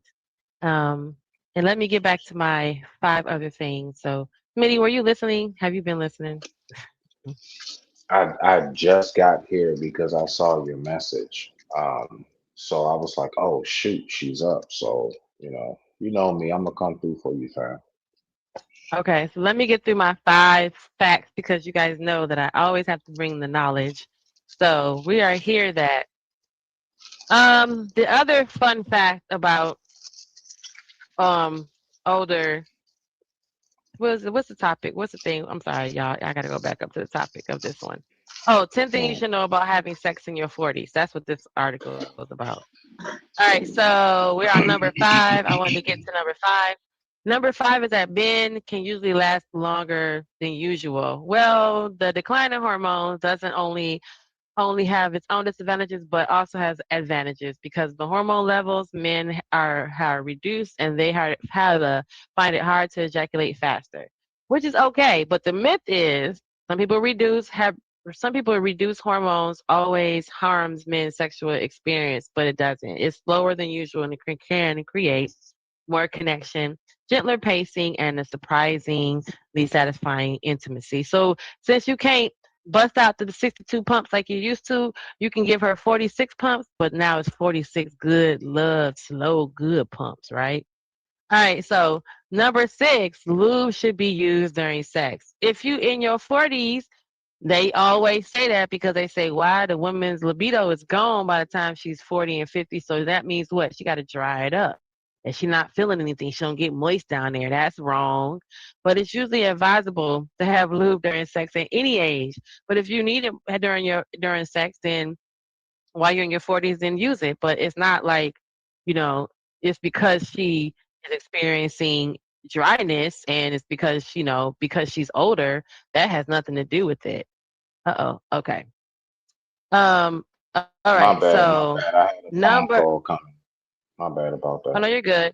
So, Okay. this is the other thing about it too, is that they assume it because the woman does have a certain level of dryness based on her irregular menstrual sex cycle.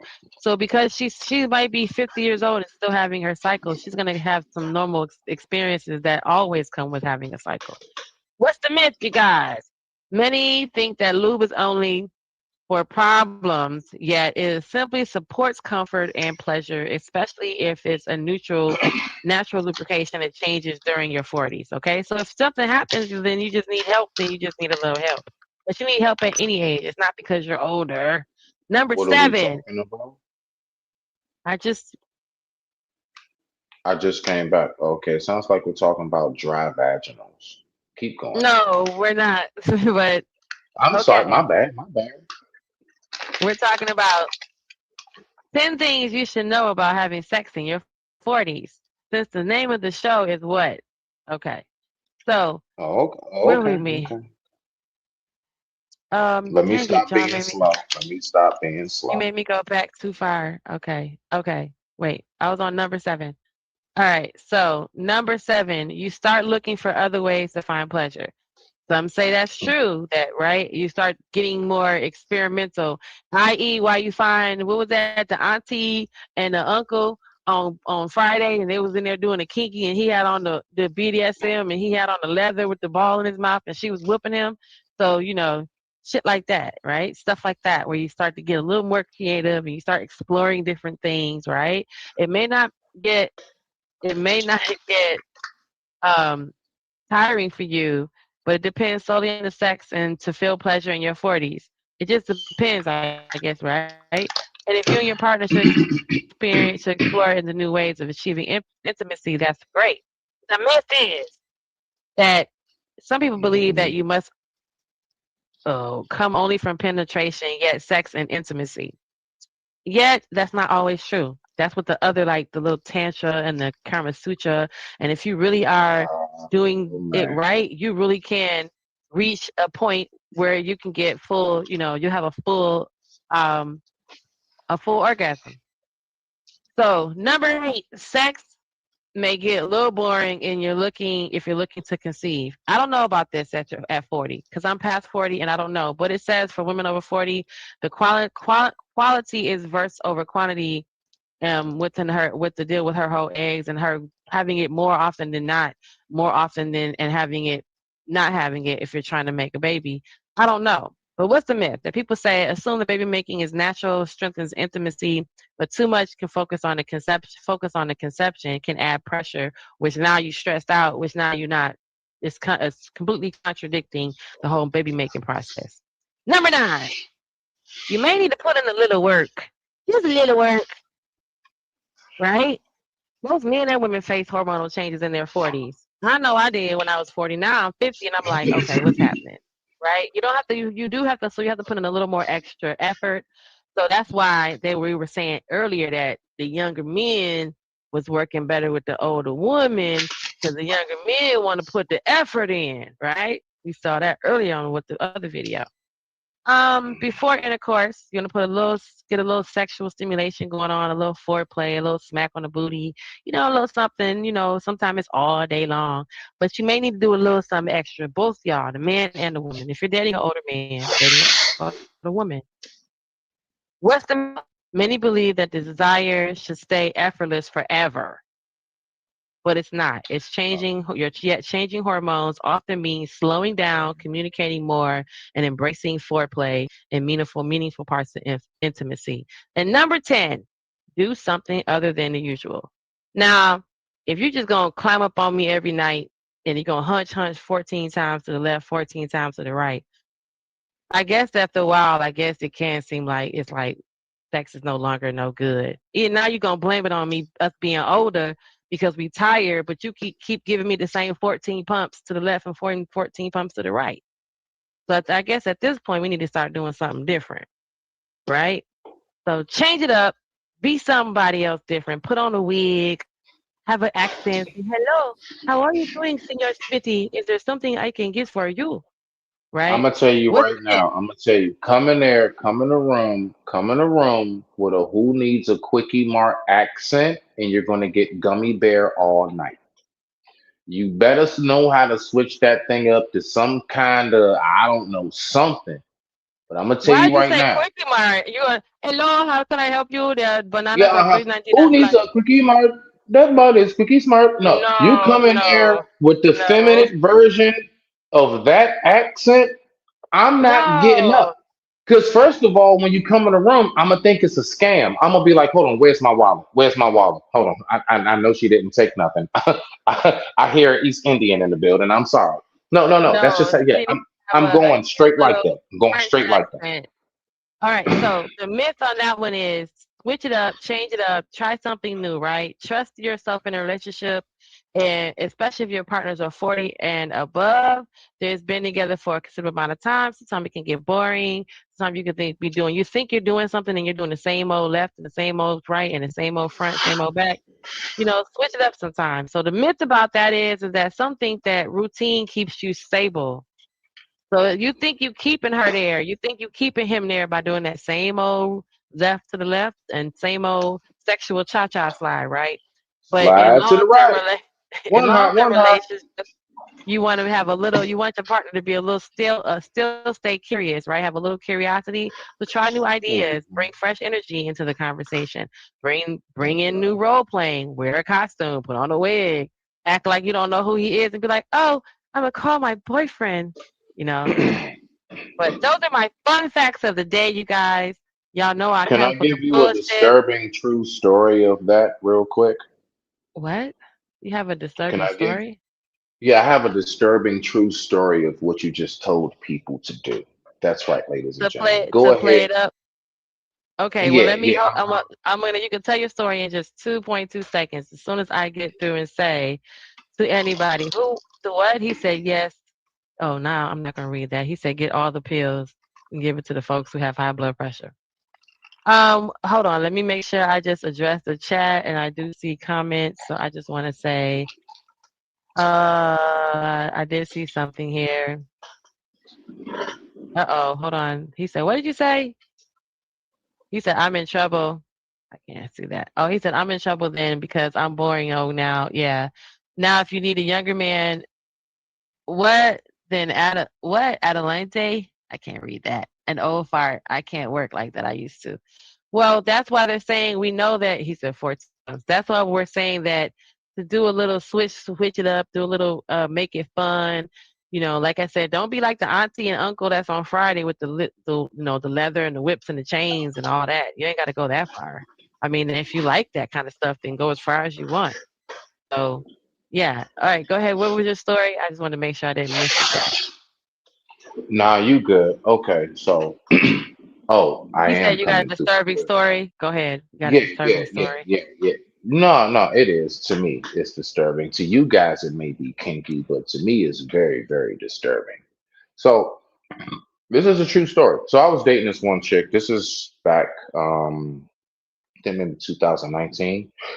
And long story short, uh, just like how you said, she was one of those, we got to talking freaky, like, so what you really like to do? Like, what's your fantasy? We got on that, what's your fantasy conversation.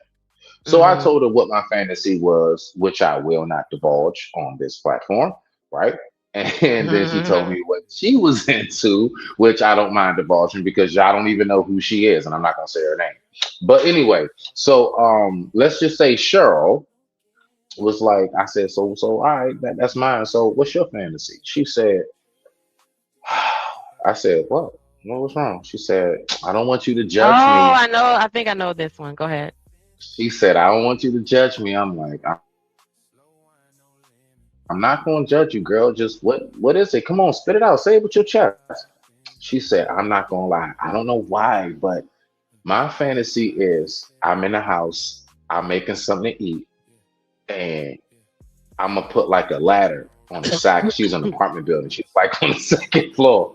She's like on the second floor. She's like, I'm gonna put a ladder on the side so it'd be just high enough. And she said, I want you at night to climb up and sneak on the balcony. I'm gonna leave it unlocked, and I want you to act like you creeping in, and I want you to come in and take it.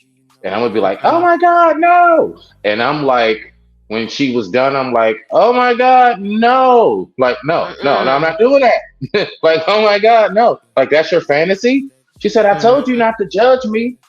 I'm like, I'm not judging you. I'm just wondering where that, man. Some women have that. Some women have that. Like, can we do like just bondage? Like, I just tie you up, and I'll do bondage. I'll hog tie you. I'll do the hog tie. No, they're into that, the fantasy, right? They want it's the great fantasy.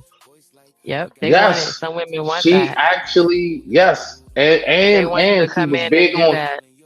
and she was big on choke me a lot during the process. You know the No, whole why you know the yeah. She no, wanted it, yeah. Mhm.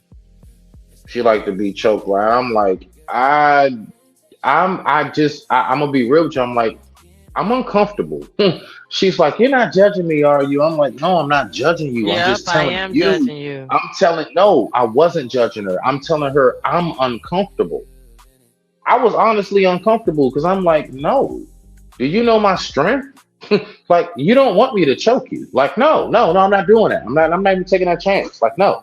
And then that's not even pleasurable to you. Then you got to think, it isn't supposed to be just pleasurable for you. Whatever we are going to do, I need to find pleasure in it too. I don't find any pleasure in being a creepy person climbing in like that doesn't get my dick hard. I'm sorry, I didn't mean to say it like that. That doesn't get me aroused. Thinking like, yeah, I'm gonna climb up the window, sneak in here. Haha, you don't know I'm here. Then I'm gonna choke you out like that. I'm not turned on by that. So you're gonna get gummy bear. You're getting all gummy bear. But anyway, I digress. My mic is muted. Rock out. All right, so before we're gonna go into, let me see what you're saying. Oh, Sucker talking in the chat. Okay, so I thought I had the music on repeat. I thought I did turn it on. I did not. Okay. All right, so I'm gonna go to my next video. What happened? There we go. Is it too loud? All right, there it is. All right, so I'm gonna go to this next video, y'all. Shout out to Anton Daniels to bring the bull on the bull, right? So I was watching this video and I remember this conversation. Okay, this is back when he had, or this is still why he has his Anton Daniels show. So shout out to you, Anton. Shout out to me for using your video, because this is exactly what I was looking for. Because once this was also said to me that, hey, you're getting to a certain age, what's wrong with you, and then what's wrong with you, right? So listen. Mid-30s, you're single, you are somehow toxic. There's something that's not working. That's not true. You've been dating since you were 16 years old. Like now you damn near 40 and you still single. There's something wrong with you. Honestly speaking, when I hit 25, I was like, damn, there's something probably wrong. Maybe it's me being toxic. Is this what I'm hearing? But why? Men get married by the time they're in their late 20s, early 30s. You don't have- But late toxicity 30s. isn't the only It's not about reason. age. Okay, but Thank I'm you. just saying, so you just being single out here for no reason. Yes, A man find a good yes. woman, a woman. Someone said that to me, y'all. I'm gonna let it play a second, and I'm gonna let y'all hear Anton's commentary on it as well. Because of course, Anton is always here for the bullshit, so y'all can just make your own decision. But yeah, I'm gonna let it play for a second too. Okay, so y'all can hear his commentary. It's absolutely about age. I hate to say it, but she's 100% right. It's absolutely about age, especially for women. Now, we need to differentiate between women and men, right? Now, women that are still in their 30s and 40s, still talking about they dating. No, you're not dating. You just messing around. You're not dating. You're just messing around. Men that are still single a lot of times that are in their 30s and their 40s, I think it's a little bit different because in some instances, you got guys that was dedicated to a career, that was dedicated to growth, that was very intentional. And I'm starting to see a lot more guys, especially that's tapping in with me, that I'm having coaching calls with. They are very intentional. And so as a result, they dedicated the majority of their early 20s, their mid 20s into their 30s to themselves, which then allowed for them to really, really become, the greatest version of themselves and leveling up. And now they're in a space where they kind of like on autopilot, cruise control. They focus on their careers and everything like that. So I think it's a difference between men and women. But when you're talking about being in your 40s and you're still single, but you were intentional about you wanting to be in a relationship, there are a number of red flags that come along with that. And we need to start digging into your past a little bit. That's good man, you just single and you're not.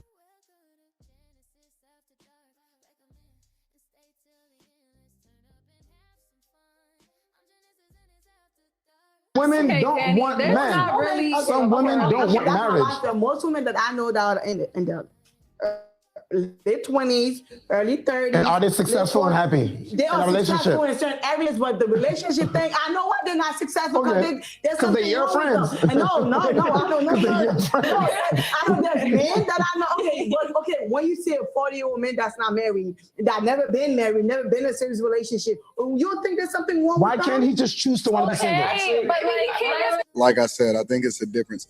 One of the problems with this woman and her argument, and one of the problems with people in general, is that they try to compare apples to oranges. Men are completely different from women.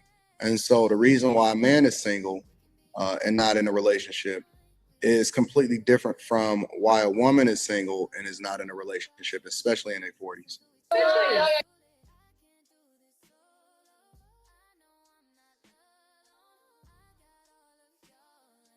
I'm talking, y'all. And what is that reason, y'all? I've understood that some of their reason is that they are, I think I have the video too. They have Peter Pan syndrome. They never want to grow up. They're in arrested development. And then they think that they have a second wind. They don't, especially if they've never been married and never been with, a serious relationship. That literally you chose a bachelor's life. You chose to be that way. But that's not always the same reason why a woman is single in her 40s. But sometimes that's the reason why the man is single in their 40s. They want to be. They don't want to be married. Like I said, y'all, I told y'all earlier, I have a client who's a beautiful home, beautiful. She has a business. How are you 60 years old and have a boyfriend? And what are you waiting on to marry her? Why doesn't he want to marry her? What are you going to do? Wait till when? You guys grow up, get more established. You guys have gray hair and hearing aids. How much longer do you need to wait to get married? Right? I don't understand, but let's go back to the video. You don't want to get married or the something? benefits, the health benefits, like loners. There's literally Health benefits. No, not health benefits. There's some loners, but then also there are, let's say, a woman is not fertile, and let's say like she's dating a man or whatever, And he want kids. she gonna be single. That she gonna be single. But I'm not saying it's all people, but Wow. So I like that they threw that in there, right? Because they always forget about that woman who has health issues or something else that where she can't have children or she has difficulty having children and she's with someone who wants to have kids. She's gonna be a single by default every time she dates someone who wants to have children until she gets older and then she starts running into men who don't want any more children. most people are like, They're using the exception to speak to the rule. You can't do that. Yes, we can. Shut up, Anton. There comes to a certain like where you want to balance with someone and you want to have that marriage with someone. Let's redirect the conversation. Wait, I'm speaking. Let's redirect the conversation to talk about, are you too toxic to be in a relationship? Because we're going off on hella tangents right now. I got the 8 reasons why. Okay. So here's some of the reasons that some people fail at their relationships, and with respect to toxicity. So we have lack of accountability. You want your partner to make you a better person. You have low emotional intelligence. I mentioned this earlier. The safe space, Oliver. There has to be a safe space to be emotionally. Back to the relationships. Wow. And that's at any age, you guys. That's just not at a younger stage in life. That's at any stage of life. So somebody said that earlier about the toxicity and the being stressful. That's something that I guess older relationships don't bring, I don't know if I need to watch the rest of this, but we can. A few more minutes of it. Just aren't this complicated. And as a person that's been successfully married, I'm sorry, Anton. I can't say you were successfully married. I just can say you're been legally married. Because I don't know if that I can count what I've witnessed to be a success. Okay. Since I was 22 years old, so over 19 and a half years, going on 20 years, 2 decades, relationships are not this complicated. It should not be this much work. One of the reasons why people aren't successful in their relationships is because they got too many people in their ear. It's too many people around you that don't add value into you. Yeah, but then we're supposed to consult with wise counsel. We're supposed to talk and ask people that have been married and talk to you guys who have been in relationships. And so that is, i.e., putting people in our ear. I don't know if I need to watch the rest of this, but let's go. Social media and your friends and family have influences on what you're supposed to be doing in your relationship, and you're taking advice from the wrong people, especially modern women. Relationships are supposed to be blissful. It's an opportunity for you to level up, not based off of love, but just based off of everything else, which then feeds into whether or not you love that person, because love is an action word. It's not an emotion, or it's not a feeling. It's not an emotion. It's not a feeling. So when you see people talking about emotional intelligence and things like that, it shows me that they know nothing about relationship, but they're still talking about a relationship. It's only... Yeah, I don't know how much longer I can listen to you, Anton, but I definitely want to get that first part of the conversation in there, because for them to say someone's older than you, like they're of that age, something's wrong with them if they're not married or not in a relationship, and especially if they haven't had any serious relationship, that might speak more than them just not finding a partner for the rest of their their life. Y'all remember this lady right here? I'm hearing a lot of conversation about what do you call it? Defecting and going out and dating other men, dating men of other ethnicities. But y'all remember what she said? It's easy to look good when you're in your 20s, your 30s, maybe even in your 40s. But the real flex is pulling that off when you're in your 50s. But the dopest flex is when the 30s and the 40s are being compared to the 50 and 60-year-olds. Amen? But the dopest dopest flex is when you can still pull in the granddaddy, the daddy, and the grandson. So, That's diabolical. And she looks beautiful for her age, don't she, Smitty? Who's really winning? Stop it. Get some help. Wow. Not stop and get some help. I guess Smitty wasn't watching, y'all. Smitty not there? Okay. I don't know who's here. I don't know who's here. All right, let me go over here to this one, y'all. Y'all know I got another video. So dating, how is it gonna how am I supposed to go out here and I'm find right a here. date? I was listening, just so you know. My bad. No, I ran I was asking you upstairs and about my the phone. lady. No, yeah.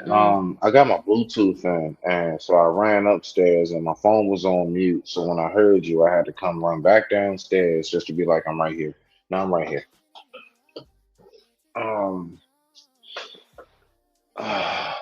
To be honest with you, I mean, what she's saying,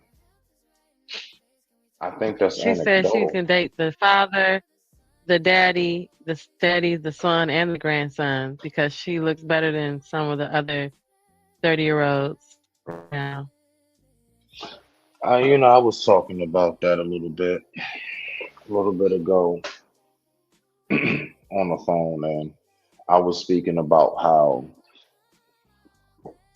I mean, me being 43, I can't go about past, I say maybe 35 at the lowest, because to me it's all about like, we talk about compatibility. Compatibility for me is not whether or not I can fit inside of your vajayjay. It's not compatibility, as in can we have sex? Compatibility to me is like, certain jokes that I may take, say, or you or whatever, like, do I get it? Do you get it? Things we're interested in. Like, that's a real big deal to somebody like myself. Like, how much can I get along with you around the house? And I was literally just talking about this moments ago on the phone, and I was saying how, like, I can't relate to somebody like we on our way back from a date and you trying to play Cardi B and I'm trying to play Quiet Storm. Like, I'm trying to play some like smooth, chill. You on some like want to still turn up on the way to the house. It's 1:30 in the morning. Like, can you settle down? I don't have time for that. I don't have that kind of energy, spirit. I don't have the time for you not recognizing why I'm able to see certain dynamics of life the way I'm able to see it, and you're not, because you're just not at that point yet. You haven't seen or experienced enough, or we may be on two total different paths or walks of life and all of that in combination with it, and it just clashes with everything. So considering that I'm a man that I'm at the point where it's like, nah, it's not about just sex. Sex is still important. It's still very important. But what's more important now is how well do I get along with you around the house? Like, period. And if you too young, I'm gonna clash with you, and you gonna clash with me. It's gonna be little things. I'm gonna be like, yo, what are you doing? And you just not gonna get why I'm like, yo, that's stupidish. You know what I mean? And you not gonna get why I'm doing whatever I'm doing, and you gonna say the exact same thing to us. We gonna clash. So we may look. So my point is to land it. Yeah, we may look cute at the traffic light. Yeah, we may look nice and good. Look, I can flex with you in public, but behind closed doors, 9 times out of 10, that shit is possibly miserable, very miserable, because I have no peace because I'm always trying to correct you, run and chase behind you and fix some shit and wondering why don't you get this? Like nobody taught you this. Like how you don't know this? You don't understand this. You don't. I'm saying old school statements and quotes and stuff. You've never heard it before. You think I'm just making some shit up off the top of my head, and we just going back and forth, and it just don't work. So all of that, like, fertility to land it. I don't understand why older dudes are still talking about some like how you 45 still talking about some like, yeah, because I can still have a baby. That means you have not grown up yet. I'm gonna say that. That means you have not grown up yet, because most men who are at that mature stage and level, we don't want any more at a certain point because we're too stuck in our routine and our ways. We know that baby is going to disrupt everything we're used to. Listen, our little morning just going out fishing, whatever it is, like if you retired or whatever it may be that you do, all that shit's coming to an end. Most men are extremely hardcore on our routine, what we do from a day-to-day basis. It's been the dumbest thing to me to hear guys keep talking about, yeah, because I can have a baby at 50. But I'm saying to myself, do you really want to? Do you really want to? Well, because no. You sound wild. Like that shit crazy. But go ahead, though. Men's is deadbeats at 50 and they deadbeats at 25. But since you hold on. No, you got it. I'm done. I digress. My mic is muted. All right. So since you go ahead and brought it up, since these men always run around here screaming how they could just have babies at any age, what happens if you get your girlfriend pregnant at 64 and grandma's pregnant at 64, y'all? About being a mom again. What am I gonna do? She's 64 pregnant. I'm too old for that. Man, who got grandma pregnant? So are you gonna give birth natural, or are you gonna like do a scheduled C-section? What is your plans? Yeah, one of them. So what's gonna happen to little Peanut? I'm gonna get an abortion. You kept all of us. I'm too old for that. No, you're not. I believe I'm gonna give him up for an adoption. Why would you do that? Because I'm too old to be raising up another baby. I don't think I'm gonna be able to go through that. There's no way I'm letting a stranger take my sibling away from me. Well, who's gonna take care of it? I'll take care of the baby. I'm just trying to do the best I can with this. I'll just take one day at a time.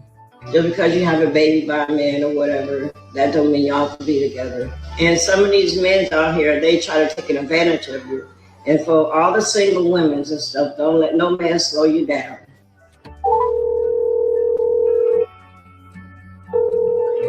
M.O. Reggie answered the phone. Your call has been forwarded to He did that one more wrong. I didn't get pregnant by myself. So I'm trying to get in touch with you to let you know what's going on, but you ain't been answering your phone. My mom did not deserve the way you have been treating her. So we're gonna have you stand on business today. And when we find you, we need you to step up to the plate. Reggie was a real man, as he said he was. He could be stepping up to the plate, and take care of your responsibility. But since he's not, then I am going to do it. And I'm not worrying about Reggie no more. This is for men out there. You have a child out there. You're not taking care of your child, and you know that's your child. Y'all is so wrong for that. So you need to step up to the plate and be a man and a father. I didn't get this baby by myself. I'm 64 years old. He is not going to be getting away with this. He may think so. So when I have this baby, him and I and the baby going to do DNA test done. And then when it comes out and say you are the father, he is immediately going to be put on child support. Reggie probably going to dip, bro. Reggie, you done got grandma pregnant. Shame on you nasty buzzer. But I'm going to be honest with you. Grandma, 64 and pregnant. Grandma, you out here doing your thing. That's kind of terrible. Listen, it's natural, man. Sex is natural between the man and the woman. So hey, it is what it is. But 64 and pregnant, that's bro. I just pass out, bro. If that happened to me, pass out, bro. It have to happen to me right now because all my kids grown. That means I got to start over. I just pass out, bro. But it is what it is. Let's move to the next one. He said he just gonna pass out. He already know he's gonna pass out. No. But right there though, Jen, real quick. Literally that one key part he said, all my kids are grown. That means I have to start. The pass out is because it's like, I thought I was finished. What? Hold on. Do over. What? From the drawing board? Again? You said we can have Hold on. babies anytime. Wait a minute. And then that's when we get to looking at two things: our watch and our calendar. And we like, hold on, wait a minute. I'm 47 years old. Hold on, wait a minute. 9 months from now, my birthday is in 4 months from now. That means I'm gonna be 48. And even then, I still gotta wait another 6 or so months for a brand new life to come into the world. I'm used to sleeping in. I'm used to going to bed when I want. I'm used to leaving when I want. Like, I'm used to my life being my life because mine is 18. I'm speaking for myself now. I'm being anecdotal. Mine is 18. I'm done. Not done, but the whole babysitting part of it. You know what I mean? I'm always a father, but I'm done on that part. So you telling me I gotta start all over again? I gotta map out my schedule and everything else. And these are the same people talk about She was even. buying wipes and baby oil and baby shampoo. Bro, can you imagine being 48 years old applying for WIC? Can you imagine at 50, at 51? That is Every wild, bro. every time I say something, then what do these ninjas say in this space? Oh, just I'm gonna mess around and get you pregnant. At 51 years old, I'm gonna be pregnant, and you're gonna be how old? Yep. Come on, man. Sit your stance though. But you know something though? That's also extremely narcissistic and egotistical. And no, I'm not just throwing the word narcissistic around. That really is for self. Because you got to think about it.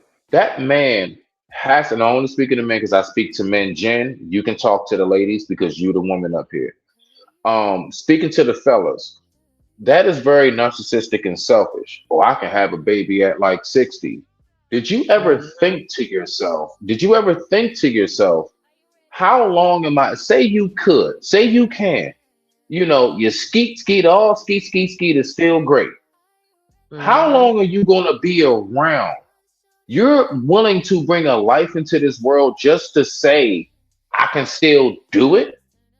Type headspace. You see what I'm not saying literally, but that type of mentality, like, well, I can still do it. Do you think to yourself, do you map out, hold on. All right, I'm 50. By the time that kid graduates, let's say 18. So what's that? 18, I'll be 68. All right. You just getting out of high school. I'm 68 years old. Okay, so let's keep going. Now you are about to get married or whatever. Let's say between the ages like 25 to 30. I'm like 80. By the time you have grandchildren, I might be in Alzheimer's. I might be in dementia stage, or I might not be here.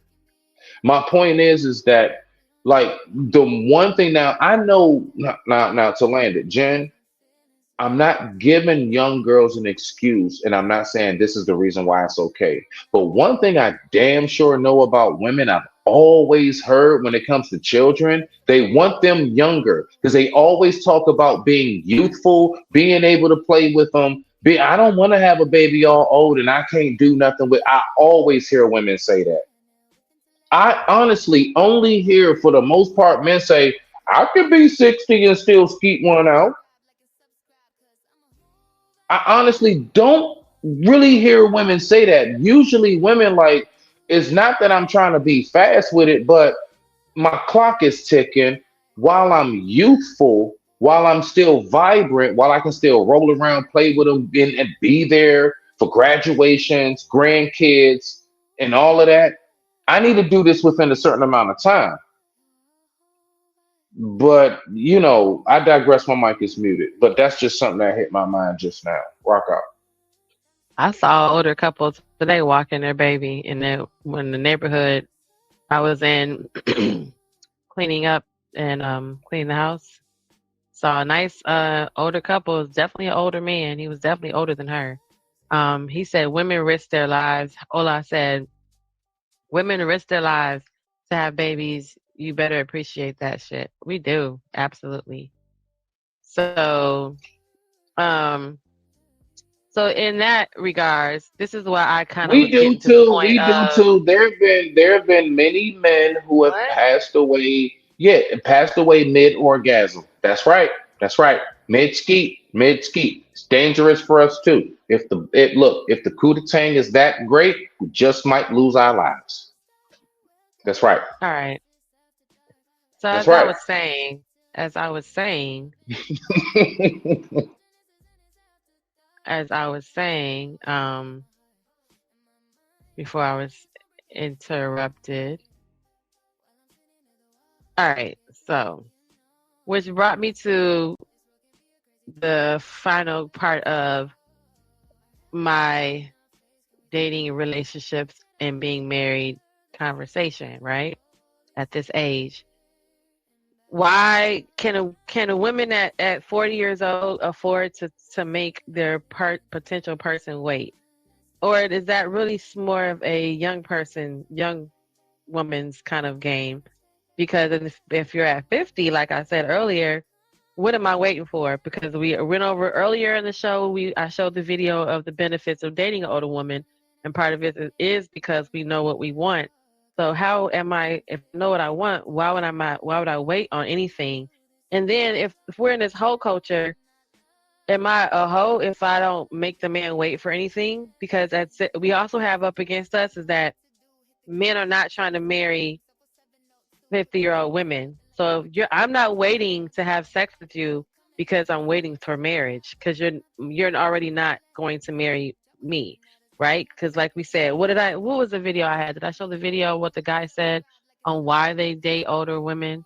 It's not necessarily, hold on. I probably should show the video so y'all can help it make sense. Hold on, let me get to let me see. Is it this one? Where's the little black guy? So yeah, you're not, here we go. Jan, I just looked it up. Nancy just gave me the All right, answer. so here you go. So, All right, so here, let me show this video, please, and then I'll finish saying what I was saying. So, okay. Of what's hot is the same as when he was 20. I know a lot of women won't like this video. You could check the full video to see the full context. But basically, the video is saying two things. Number one, a man who's 51 and a man who's 21 are attracted to the same women. As men get older, they're still attracted to beautiful younger women, youthful women. That's biology. If you got a problem with that, you can't do anything about it. You got to talk to God. That is biology. Secondly, younger men are more apt to date older women. I know this to be true in my life. When I was a younger man, I didn't have access to the beautiful young women, so I had to take the better looking older women. It wasn't until I got resources and established myself as a man in a position in life till I could have the younger, more beautiful women. This is life. This is biology. Sorry. So with that being said, to what I was just saying, they're not looking at the older woman to marry them. They're looking at the older women because they don't have access to the younger women that they can get from having the resources that they acquire. So just like you said, they'll just take the nicer looking older woman until they can get the younger woman. So even in that regard, I'm waiting to have any relationship with you. Because earlier I asked the question, if you weren't here, Smitty, was that what is too fast and what is too soon if you're already 50 years old and already 40 in your 40s and you meet someone? Is it too soon to move in within a month? Because you at 40, you at your mid 40s, you know exactly what you want.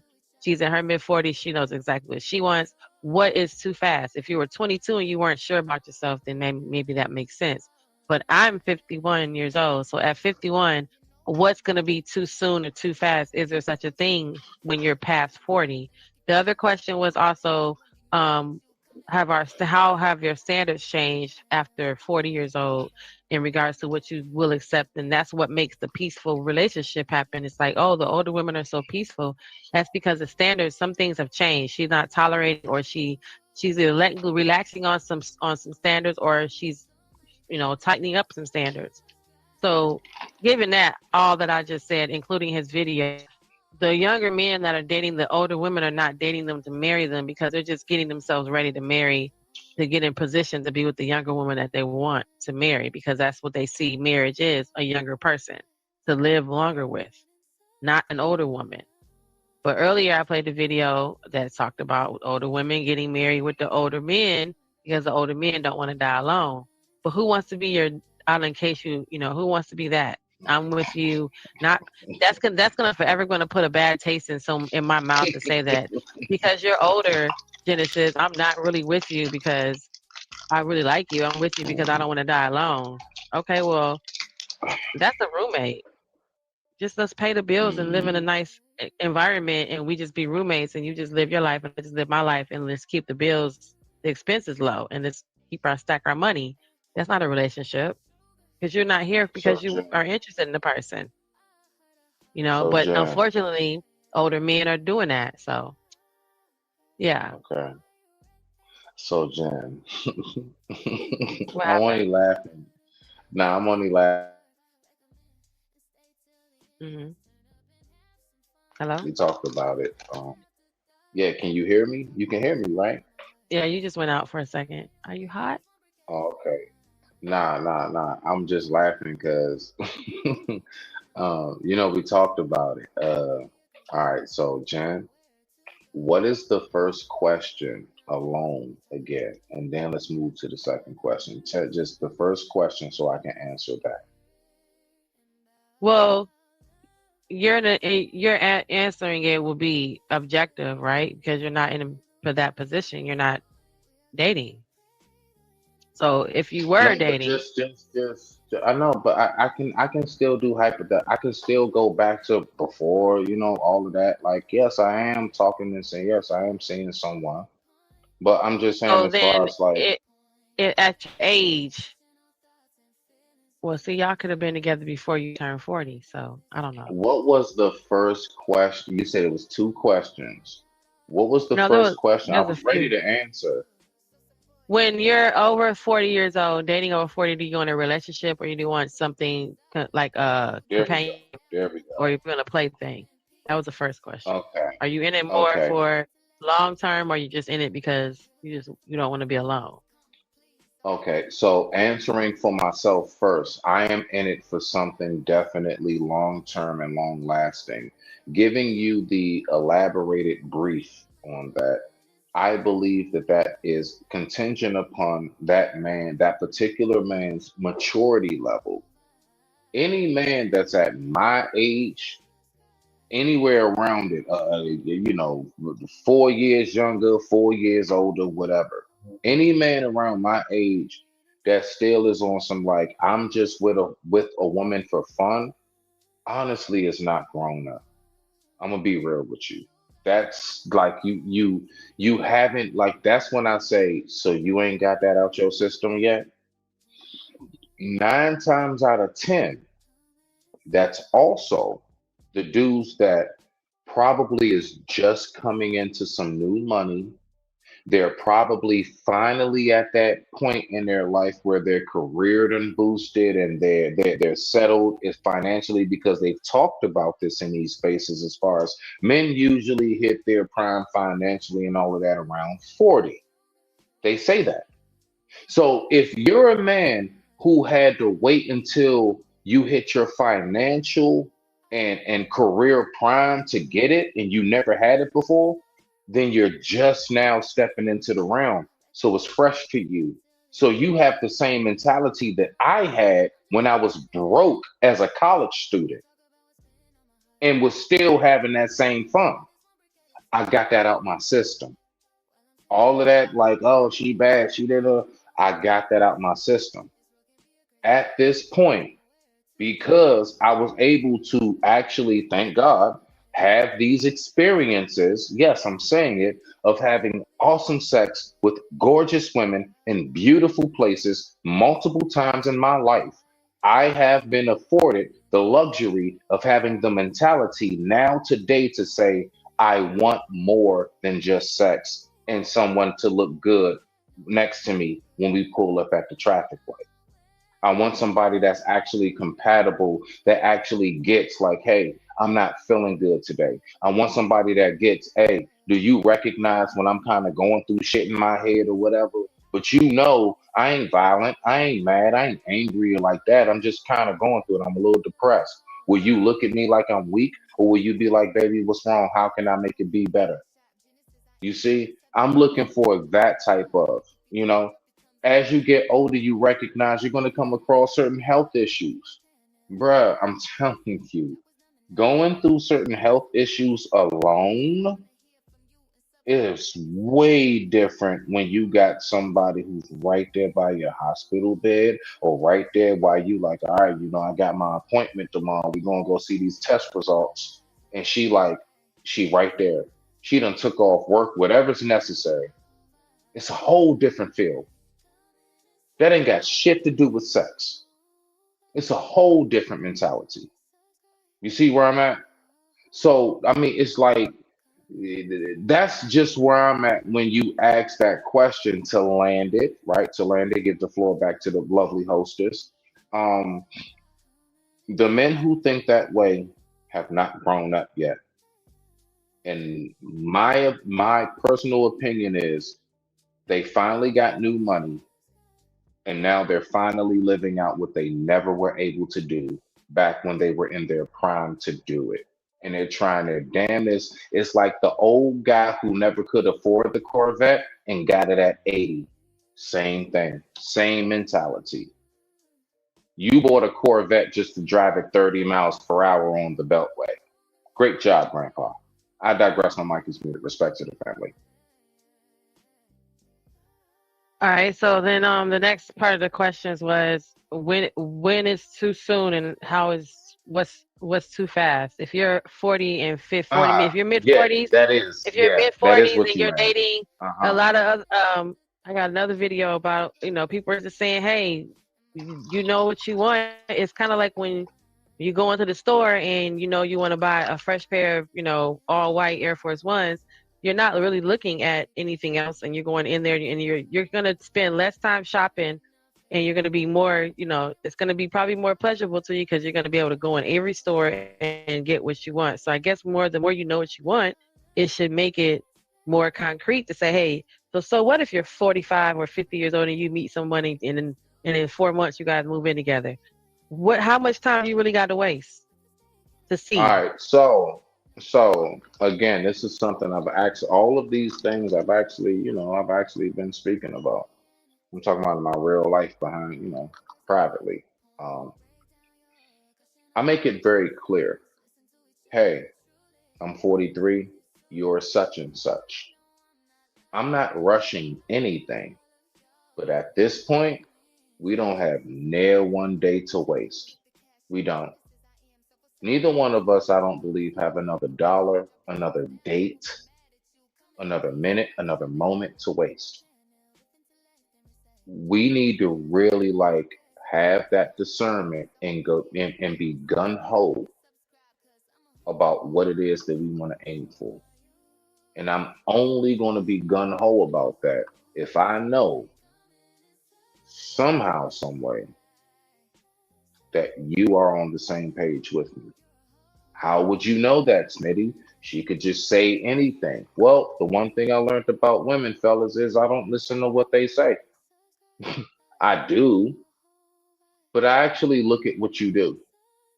And just like how I move as a man, how I know it to be real is when you move how I do, in the sense of I am consistent in my movements. So if I notice over time, you know what, consistently, she right there, she show up, then at some point, I just got to go ahead and drop my guard and just give it credence. I got to go ahead and be like, you know what, nah, she got my back. This is she the one. She consistently, multiple times when I thought, you know what? Matter of fact, multiple times when I know others have left for less. And I don't mean some big hard stuff, people, like cheating and hitting and jail and police and court. No, I just mean like just learning each other. People left for less. Like, I don't like the way he sleep. Literally for less. And when you come across somebody where it's like, damn, like you really like, you hear my story, you right here. All right, okay. You know what? So far so good. Let's do this. Let's see what's up.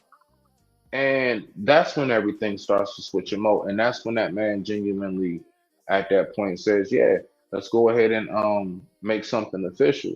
Now to land it, when you talking about what is too soon, what is too soon?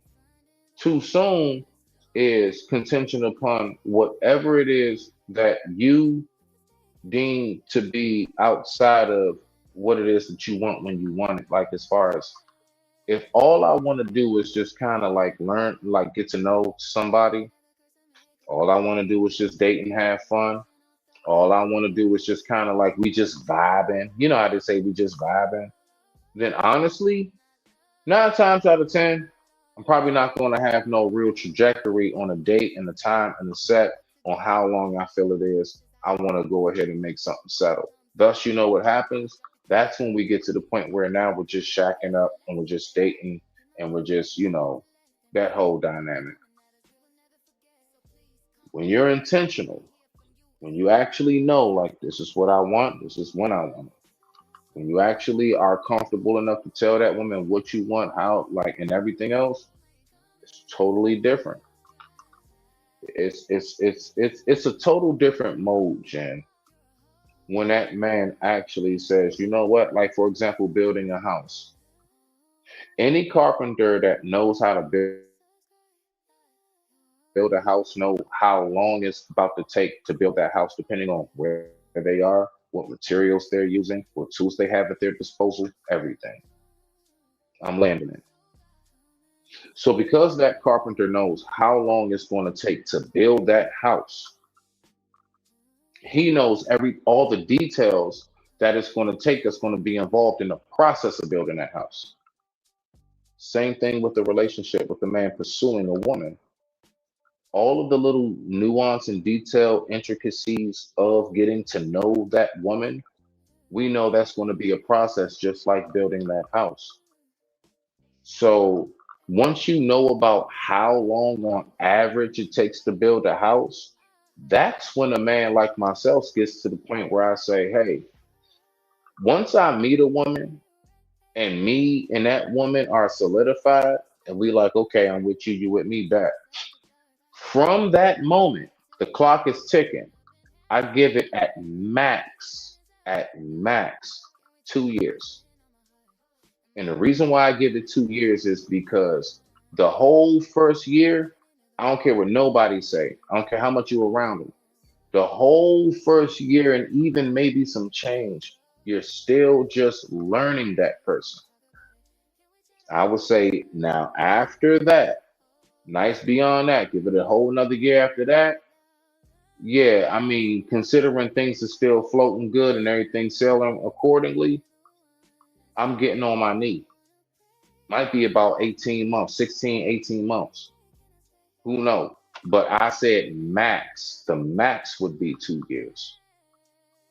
But after a year, like once we really know each other at my age, that is, at 43 going on 44, nah, once I'm dating you, I give it about a year. I'm getting on my knee.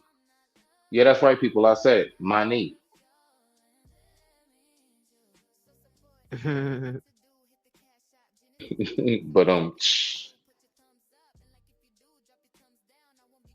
But I digress. My mic is muted.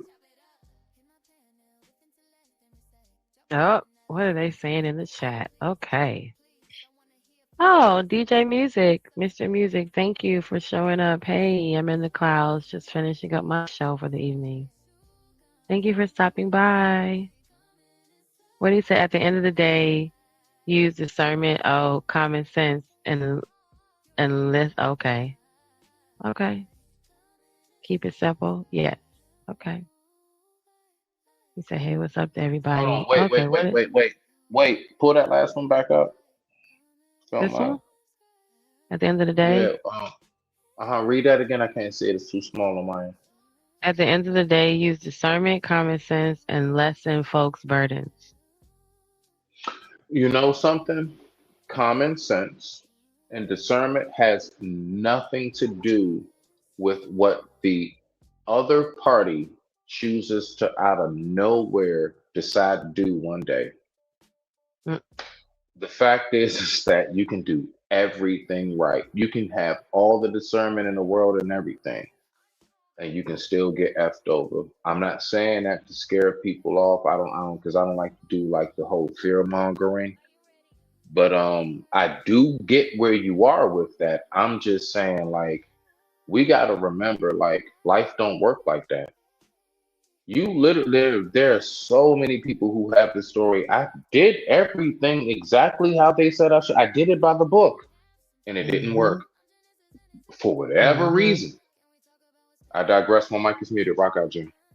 I know somebody who's going through that right now, and I'm like, well, you know, and they're like, I did everything, but when you talk about what the everything is, a lot of times it's everything that they think they're supposed to do, not, and they never feel like checking in with you is like a labor, right? So I'd ask you what you want, you know, or I you know, there's a difference in you being with me and you discovering things about me versus me telling you like an interview, you know, versus me giving you the rundown of me.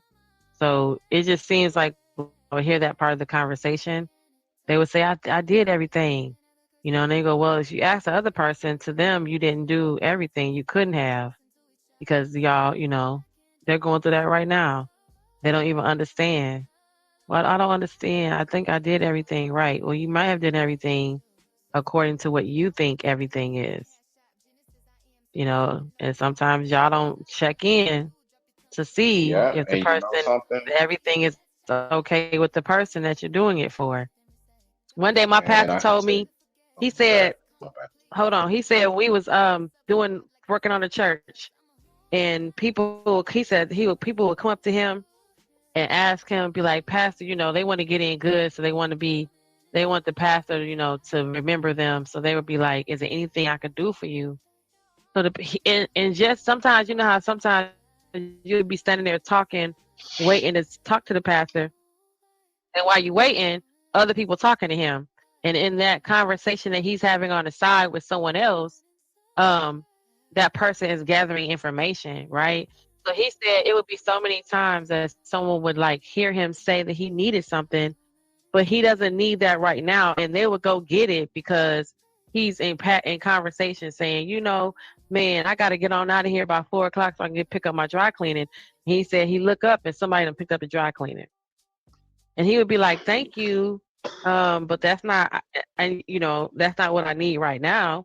And he said, well, the person asked me, did I need help? And I told him, yeah, before I could tell them what help I needed, they heard me say I needed something else and went and did it. And that's cute because that's when your partner buys you something cute, buys you another pair of shoes, or, you know, that's when your partner does something sweet for you, but it's not what you wanted. It's just because they know that that's something sweet. It's not what you actually would require to ease your little burden, you know, ease your emotions.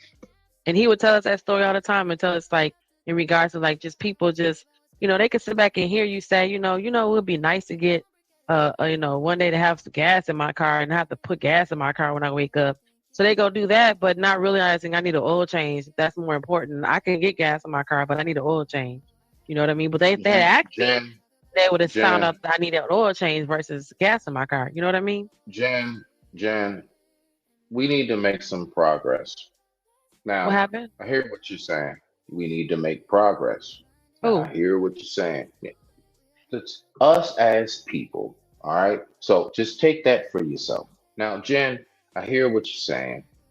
You need to start somewhere.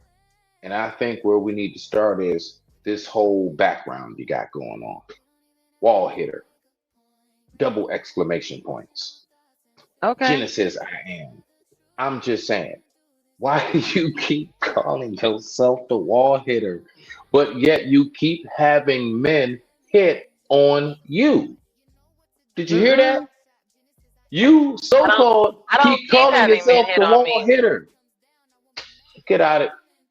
I ain't gonna name no names in this space. I ain't gonna name no names, but like Ain't from no this names and space, and names. that's that. Listen, we ain't even gonna. All I'm gonna say is, Jen, you still got it. So I don't get it. Why do you keep saying that you're the wall hitter, but yet when you go on panels, continuously men are hitting on the wall? So why are these niggas hitting on the wall? I Like, don't tell know. me that. All right then. That bullshit. Anyway, I digress. My mic is muted. I just had to go ahead and say that for my buddy. They can hit on the wall. They keep hitting on the wall. Can a woman over 40 or over 50 hold out for sex? Like make the man wait? Like does a 90-day rule apply? So in real life, why making men wait for sex backfires with high value men? Again, y'all know I come with the fun facts, but it's really actually a logic behind it why it doesn't really work.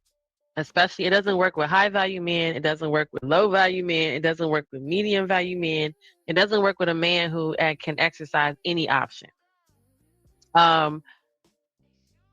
In real life, there's actually a guide behind this. Actually, a guide called it's the psychology behind waiting for sex. It's an actual guide, you guys. So in case you wanted to get some tips and you needed to know how to wait for sex, even at any age. Are you serious right now? No, I'm actually bringing my fun facts and my real knowledge. So there is a guide for this. It's called the psychology behind. This guide breaks down. Okay, let me go back. Gosh. Oh Making my him wait gosh. for sex is one of the most common misleading pieces of dating advice women can ever get. The reality is that while this tactic may keep the low quality men chasing, often it backfires with high quality men or anybody that has any self-respect. So this guide called the psychology of behind waiting for sex, when it works, when it does work, when it fails, how with the top men, and what the power dynamics reveal about dating in modern times. It's called the Guide of Waiting for Sex. And it has the whole book about it. Crazy. That's crazy. I'm Yes, saying my brain. No. Just no. I'm just saying my brain, how it functions. I'm not calling that. I'm just saying my brain, how it functions. That is wild. The reason why is because any man, like women even know, dudes know, any dude that's really interested in you, if we don't like ballet and operas, we're going. You know why? Because we want you, not just to hit, we want you. Like, we will do all kinds of, look, when I got with the mother of my child, I really wanted her. At that time in my life, I really wanted her. I waited 3 months. Before I finally did anything with her. And we actually laid in the same, like she would come spend the night at my house. But we didn't have sex. Like we would fool around and stuff, touch each other and things, but we didn't, and I didn't insert. There was no insertion. Until finally 3 months later. Do you know why I waited? Because I was intentional about being with her. It didn't matter. So to think there's a guide to try to teach men on how to wait for sex, the only guide is, what is your intentions? How much do you want to be with that woman? If you really want to be with her, dudes know. Dudes have done it. Why do you think it's dudes that we like the women call like that friend zone guy that we know? He's the dude that's been around for 4 years, listening to all your stories, and he's just waiting for that day for you to be like, You know what? I'm gonna just come by and suck you off. Okay. Listen, I'm coming by like really, like we know this shit. You got dudes that will wait years to get their chance, and all of a sudden there's a guide on how to teach men how to wait for sex. That's why that sounds crazy to me. But I digress. My mic is muted. Rock on. Alrighty. So the advice gives women tips as well on letting how to have him wait for you as well. The interesting thing is that the dynamic was just across the board. It wasn't women under 25, over 25 like that. It was just in period, because it's based on the idea that men always want sex. So this is a battle cry for all the dating bestsellers of women's books and women's magazines that have written and put in their 2 cents on, and then they have this collaboration of information. So as long as we're on the same page with the information, the most popular ones have been Reddit, that has offered a list of dating female dating strategies. There's another one called Ignore the Guy, Get the Guy, right? Of course, Steve Harvey's Act Like a Lady, Think Like a Man. There's another book called Fuck Him. Yep, even the one that tells you to wait. So these authors and these scientists and these books, these authors have said that one of the authors who've written one of those books, and one of those the documentary and has written a book, has suggested that a 60-day minimum waiting period would be sufficient. Another doctor says 30 days, or at least to have some sort of period of no sex before solidifying the relationship, so that even if you guys had sex, if he wants to get married, even at this ripe old age of 50, stop having sex and then just wait until you get married. Steve Harvey has a 90-day rule in his book. Some other authors have given go kind of indefinite. They say wait as long as you can, right? So now, as you get older, what is that supposed to mean? Is there a such thing, right? Is there such thing as even being an older gold digger? Is there such thing as being, as I said earlier, an older 304? Do I pass a certain benchmark at this age that says, hey, so what if I had a guy this month and I have a different guy next month? I'm 50 years old. I'm not 20, so I'm not a hoe, right?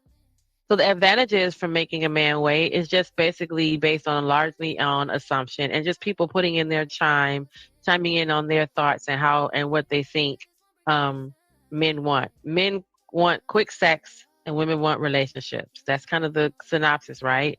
And in this generation, we realize that it's kind of more of a hookup and more of a sexual fluidity. But the older people that are in this generation right now ain't about all that sexual fluidity. And even if they are, they're not about to sit here and have a whole dialogue about it. So when you give quick sex notes, most guys will say that men want less and men want quantity and men want quantity and women want quality. What does it do for you? It just protects your feelings. It puts filters on serious men. Are you trying to be a player? Are you trying to be a fuckboy? Are you trying to just keep me around for something? So I guess that's when they have that conversation. So at any age, taking sex off the table can see if the person is really actually interested in you, and also helps keep some part of control of your situation. What does it do for the man? It lets the man supposedly know, based on his views of the Madonna whore complex, and if he has any of those characteristics, it lets you know where he puts you as far as the freaky deaky stuff, right? So if he has the whole Madonna whore complex, he may worship you and think you're the most beautiful thing next to sliced bread, but he's not going to slut you out. He's not going to do all the freaky stuff. That is instantly going to mean that he's going to be with someone else that he can do those things with. And if him waiting invests more time in his own self and psychology and his own mental state, making sense of things, he can think things through first before he humps on you, and then decide if he's, so there's no worry about what's going to happen when I have a post-nut clarity. I've already thought things through, so I'm clear. But again, like we looked at it earlier, you guys, make sure you guys We said there were some health advantages and disadvantages to having an active sex life after 40. The main thing is you got to make sure your heart health is well. You got to make sure your body, take time and stay highly lubricated. And Smitty came in on our list, but make sure you stay very lubricated and make sure you stay hydrated and make sure that you keep track of your heart health, because you could just have a stroke on top of your woman. They say that you can practice some of the same for some older relationships, some older couples. They say that you can practice some of the same little catty little things that you did when you were younger. Flirt with your man, let him flirt with you. Y'all play, like I said, role playing, going on dates and pretending you guys, going to the store and pretending you don't know each other and walk up on her and get her number. So, things like that to keep it spicy. But yeah, if even that whole idea of making him wait, for some reason men outnumber women, and when it comes to making the partner wait in older relationships. Not by default of them just doing it and consciously. It's just that the men seem to be working and having other things going on, and the women aren't very vocal. Again, I gave y'all my situation where the guy I was with, he didn't like that I would push up on him. So by default, sometimes you do have older women that are in their 40s and 50s and 60s that may have encountered that, and they're not very comfortable pushing up on their man. So now she's waiting, he's working, she not getting none, he tired. So it kind of, by default, the numbers the numbers are high on people making each other wait for sex and relationships. And then also there was a caveat that sometimes you don't live in the same city or live on the same side of town. You don't work at the same location. So there's some things that may keep y'all away from each other by default as well. So that's why I said how fast is too fast. If I hardly see you but every couple of months, or hardly see you but every month because of your life and my life is already life-in, then so what, we move in together in 6 months, I don't know. But again, remember I said earlier too, I don't have to live with you. We can go together and you can live where you at and I can live where I'm at. Right there. That's another one too. And I'm glad gotta go. We don't gotta have the same address. No, hold on, Jen. Hold on, beloved. Hold on now. That's man. I've actually talked about that as well. And I said that earlier. So yeah, no, I know. Then how about this? If you did say what you think I'm about to say, then let me just reinforce it and go ahead and stamp what you just said. Then let me go ahead and get that golden seal. People, one thing that's extremely annoying in the dating field are the people that put down, I want this. I want to take long trips. I want to do walks in the park. Oh, I need somebody to be in my life. And then you finally get to talking to that person, and they have every reason in the world as to why they're so busy. And I'm talking about they're actually really busy. Not like they're not into you. Like, no, they're actually like really busy. Please, people, if you know you don't have the schedule to have a relationship, don't do it. Small story to land it. I was dealing with this chick in 2020. Shout out to her. All right. She worked 6 days a week. I actually we would go back and forth to each other cribs and everything, but I'll go over there to her place, stay for 3-4 days out the week. I might be there through Wednesday through Saturday. Finally come home Sunday, stay home till Tuesday, go back there again, start it all over. But I swear on life, I was in a relationship for about 1.5 years. And because of her work schedule, we only had sex, I think, 4 times in 1.5 years. That's it.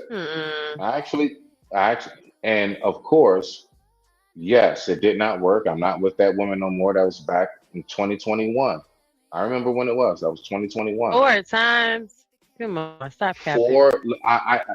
No, I'm not. I'm dead ass. Because listen, I'm gonna tell you exactly how it worked. She was one of those. she had to wake up real early. Like, so say it's winter time, and it's like dark longer. So she'll wake up like and be out the door at 7 a.m. It's still kind of dark. She don't come home. She don't get home off work. Like she'll get off work by the time she get home, traffic and everything. She coming home about 8 at night, and she don't want to be bothered. Like I would go ahead. I always made sure the either she had her bubble bath ready. I did. I do all that shit. Like I make sure she was good. Dinner was cooked. All that shit. If I was home that day, considering like that's not like because work schedules. Like I may have my days off. I didn't work like her. You know what I'm saying? So, when I was there, I'd be like, all right, bet, because that's when I would go there like 3 days out the week, because I work 4 days out the week, and I go there 3 days out the week and go home. Man, I would see this girl. I would see this woman maybe about, I don't know, like through a whole week. If you really added up the time that we spent, it might have been a half a day. And I'm talking about that's like out of 7 days in a week. There were times where even when she would get a day off, she would go work. Why? Because, she was behind on bills and stuff. She had a lot of stuff she had to pay for.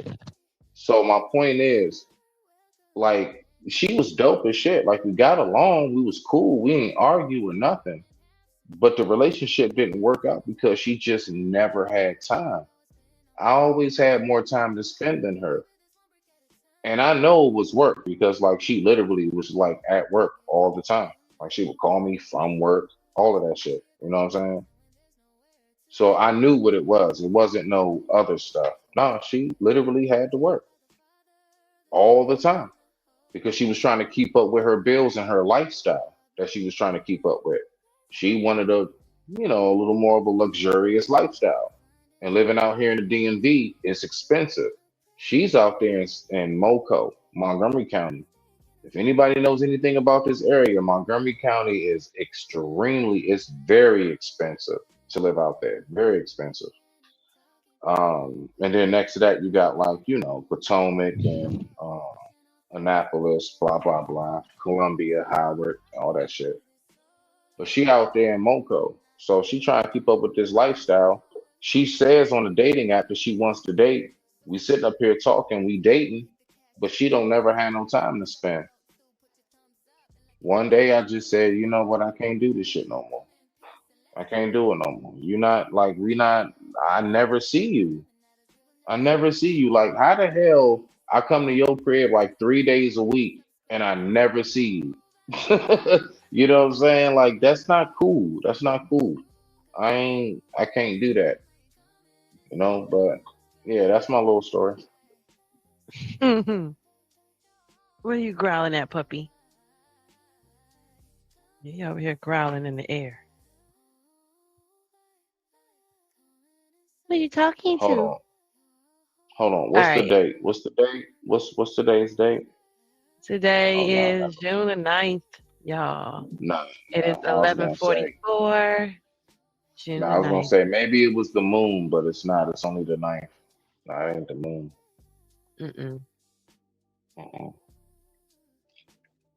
High tide don't come until around the 20th.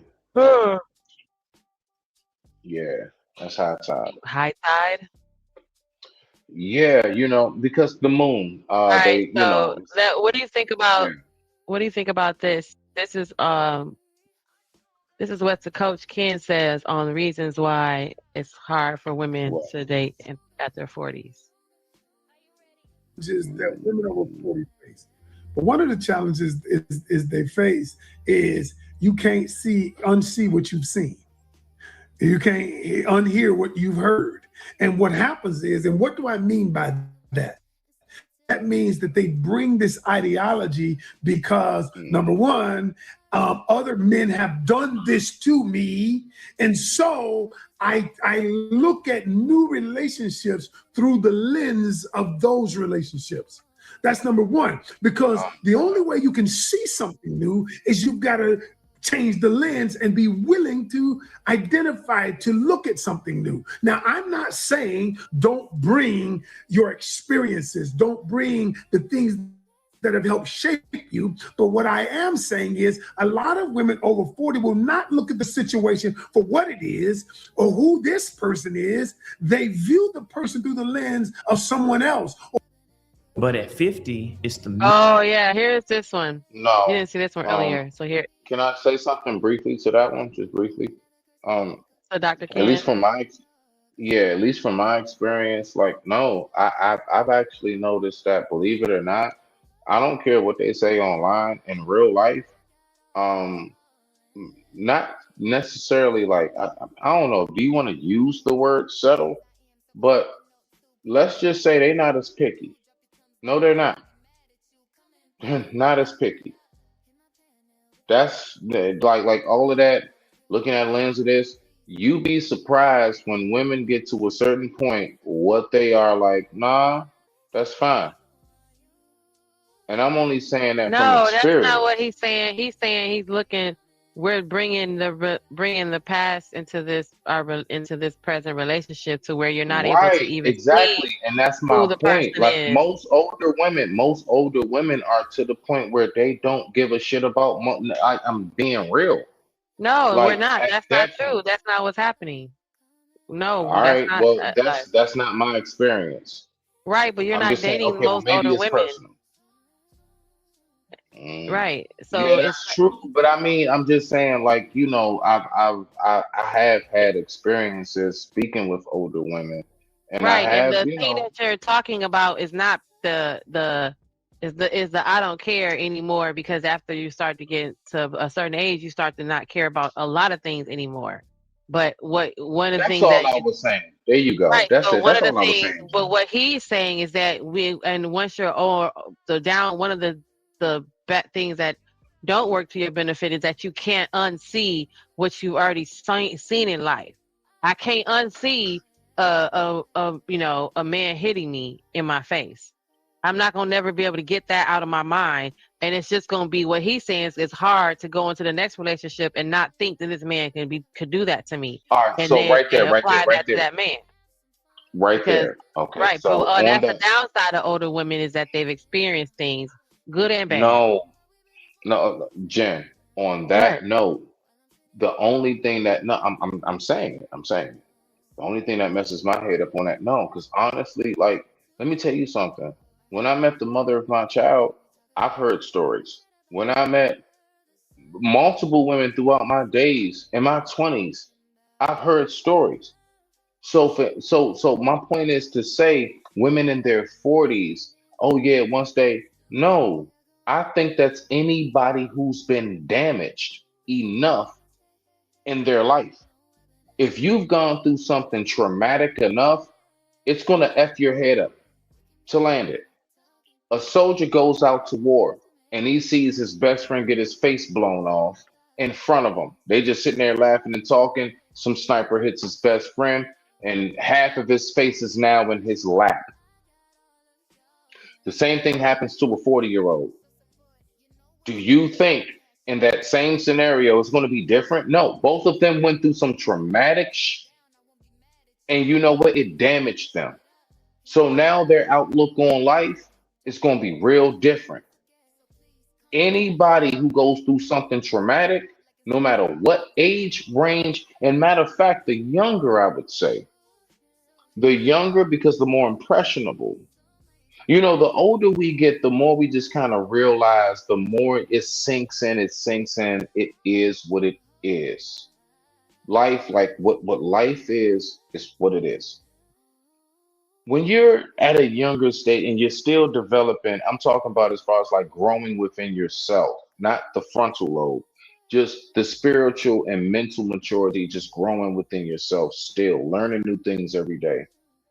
I would say that's a lot more difficult to deal with at a younger age than it is at 40. Most of us at the older age, we're either like F everything, or we still have the capacity to say, I still got it in me to still love. Like on some real shit. What he's talking about is like it's medium ground. Yeah, like most people our age, we either all the way said F this shit. No, I'm done. Like, man, bump that. I'm doing me, man. I bump all of that. I'm a bachelor, bachelorette. Or we've been through so much stuff, but it's something in us that still says, I still got a little bit of fight in me. I still got a little bit of juice in me left to love someone before it's too late. And that's it. That literally is a black and white moment. There is no gray area. Once you hit that age, there is no gray area. And if there is a gray area, those are the people who I would say is stuck in arrested development limbo. Period. There's no way you're our age, Jen, and you don't know which way you want to go. There's no way. There's no way you've been on planet Earth this long, gone through as many things as I know you have gone through, and you still like, I'm trying to figure it out. Dead. You know what you want, and you know what you don't want. You know exactly what you would deal with and what you won't deal with. There are no gray areas. That's why we said it's a benefit when you get older. You know, as you get older. That's Facts. but then the other side of it was The mental you benefit, missed my video the earlier. wisdom benefit. Well, that's fine, but that was also the wisdom and experience. But we missed the video earlier where it was that it's not so often looked at as a good thing because just like someone said, that's considered, oh, she's stuck in her ways.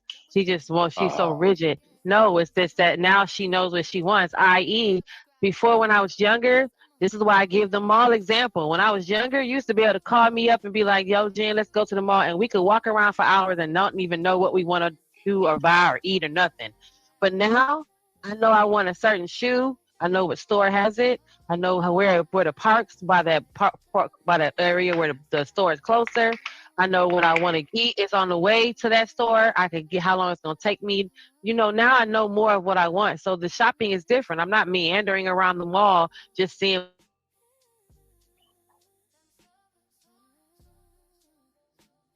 You went out. You went out, Jen. You still there?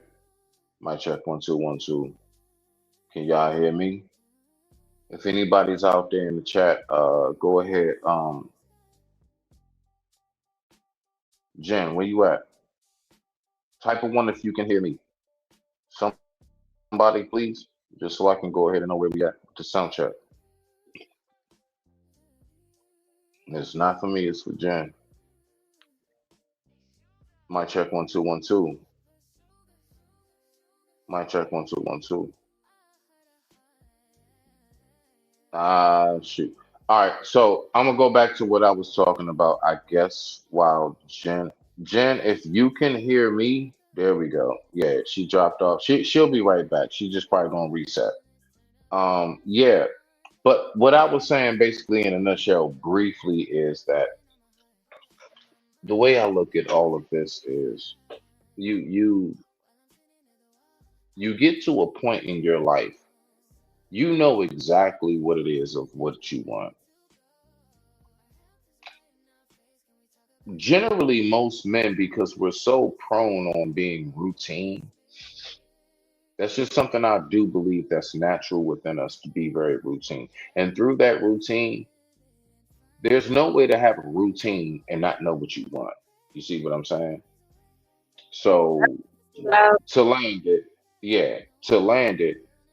as long as a man has a routine and knows what he wants, that's going to be the same man that's not going to be in a gray area when he gets to a certain, let's say, pinnacle point of his wisdom in life via a certain age. I digress. My mic is muted. We got our hostess back. Go ahead and rock out, Jen. Oh, yeah, I was just going to show, thank you.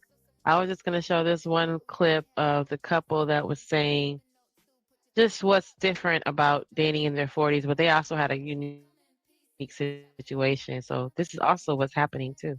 How to date at our age. Explain. Body parts are different. I don't know. My body parts? What? you know what it is. Things are just different. People don't even speak anymore. Like before we even met, nobody talks anymore because of this stupid thing. Nobody talks, nobody associates. Anyway, we're the best thing that happened to each other. Explain why. Because I love her. She's something I've been looking for my whole life. So let me ask you this. How come you didn't find her when you were in your early 20s or early? I was married for almost 32 years. And he was married for 27 years. So you guys left each other? Like, what happened with the other marriages? Separated from my husband and I separated from my wife. And she's got 2 kids and I got 2 kids that are the same age. It's like the Brady Bunch, but not 3 and 3. Let me ask you this. What has been the toughest thing about dating in your age? The most toughest thing about dating is learning how to date. And she said the body parts was different. I'm not sure what she meant about that, but I thought that was hilarious. I don't know. It's crazy. But then the fact that they both broke up with their own person and then they got with each other. I mean, you see, they just said I left my husband. He said, what? She's the best thing that ever happened to me. You were just married for 27 years. Wasn't your wife the best thing that ever happened to you? That's crazy. No, listen. This is something that does not consist of just black and white when we talk about that aspect of marriage. I've never been married before, but as somebody who has been in a 12-and-a-half-year relationship, living with, sharing closet space, a car, and a child with, I know what it's like to be in the circumstance of monogamy. Listen, Jen, you can be married. That has nothing to do with what you really want. You have to think about how many people, let's say, rabbit ears, quote unquote, shotgun marriage. How many people got married? Not literally shotgun. I'm saying rabbit ears, shotgun marriage. As far as how many people really got married because shotgun as in societal. Society says you look better if you're married. Society says this is the best profile. We even do it in this space. People who are married love to flex on people who are single. Love to do it. Oh man, they can't wait for that moment to say, well, where's your wife? Where's your husband? Why are you divorced? They love to say it. Why? Because that's a flex. Having a companion is a flex in this day and age. Society tells men, you really are complete when you have a wife. You got a wife, that is really what makes you. You got a wife, that's what really makes you complete. If you're a bachelor, then it gotta be something wrong with you. How do we know this? Jen, have you not heard people even in this space say something to the tune of, what? You're 30 something and you don't have no kids? What's wrong with you? Have you not heard we just people? saw that on the video. The girl just said that on the video. And She I said 30 and or I 40 didn't years even see old. that part. Didn't even see that part. But Saw that with I've me. heard He it. was Yeah, right yeah. here watching. Right. Yeah. Okay. Oh, my bad. So I'm just saying. And then with the women, have you not heard men say, what? You're 30 something and you don't have a husband? What good are you? Or what are you still doing? Blah, blah, blah. So the fact is, society pushes you are only at your best if you can get the grand trophy. What is the grand trophy? A husband and a wife. But simultaneously, the But same that's not only society. society either, because that's It for is. some. It No, is. for some cultures it's biblical. For some cultures it's spiritual. Some cultures is for some Hold on, faith-based belief. but It's the not. It's Bible, not. hold on, but It's not. even if it's biblical, Jen, even if it's biblical, Okay, but what does that's not societal biblical then. reads to who? Biblical, but biblical, anything biblical reads to who? The masses of who? The society. Anything like the society goes off of what is biblical. So what you just said, basically, what I'm saying is it works in tandem. It works in tandem. It works hand in hand. But that makes no sense if one can't. there was One two, isn't if there was without two the of other. every One animal isn't in the without the ark, other.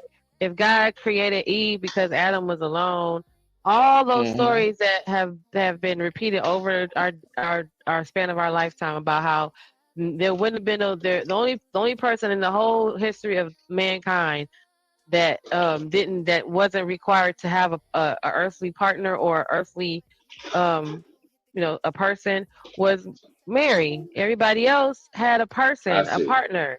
There was, and Right. even with all the animals that's been given, you've been given. But I get it because, like I said, I've been having this conversation for a while, and when I talked about it to my pastor gave me a book of all the single women in the Bible that God created to be single, to make you feel better. Like, well, at least maybe I'm one of those women.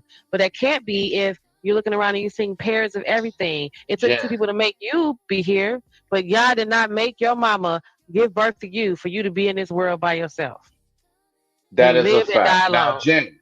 So that you're Now, not Jen. supposed to, but it's not societal just saying a man has to be married. That's benchmark for a lot of other things. All of our presidents that has been a staple factor to say that he has a stable home, he has a balance in life, and he has someone he comes home to that takes his mind off of running the country. That has been like almost a unconscious requirement for men in power, a position of power, was that it looks better when they are married because that means they have a wholesome or a moral compass of some sort. Right? It looks better when the congressman is married and he's voting on or making on judgments on things that affect family and children and community. So that it's not only society, but it's been backed up by just his history. Jen. No one's been by themselves. Otherwise, then you're created to be by yourself. Then it's everything that we talk about is dead. Ain't no need for no dick and pussy conversation if you was created to live and die in this world by yourself. So it can't just Jen. be only society. Okay. So I'm Otherwise, gonna say this. I could be done talking about it forever if I was born to live and You be good. alone. You good. You good. You good. I'm gonna say this. Fam. Just alone, even in the Asian culture, and there's many others that hold the same requirement over in those Asian countries, and I know you've heard the story before. Once those women reach the age of 30, if they're not married, they're considered waste. That's something that's all over. And you know where they get it from? Very, very ancient, yes, even back to biblical times type of ideology. Why do you think even back during those days, and me and you talked about it, the age consent, why do you think most of the world, the age consent even to this day is so low? All of these things are connected. I'm not saying nothing, listen, nothing you're saying is incorrect. It's not wrong. It's actually on point. You're right on par.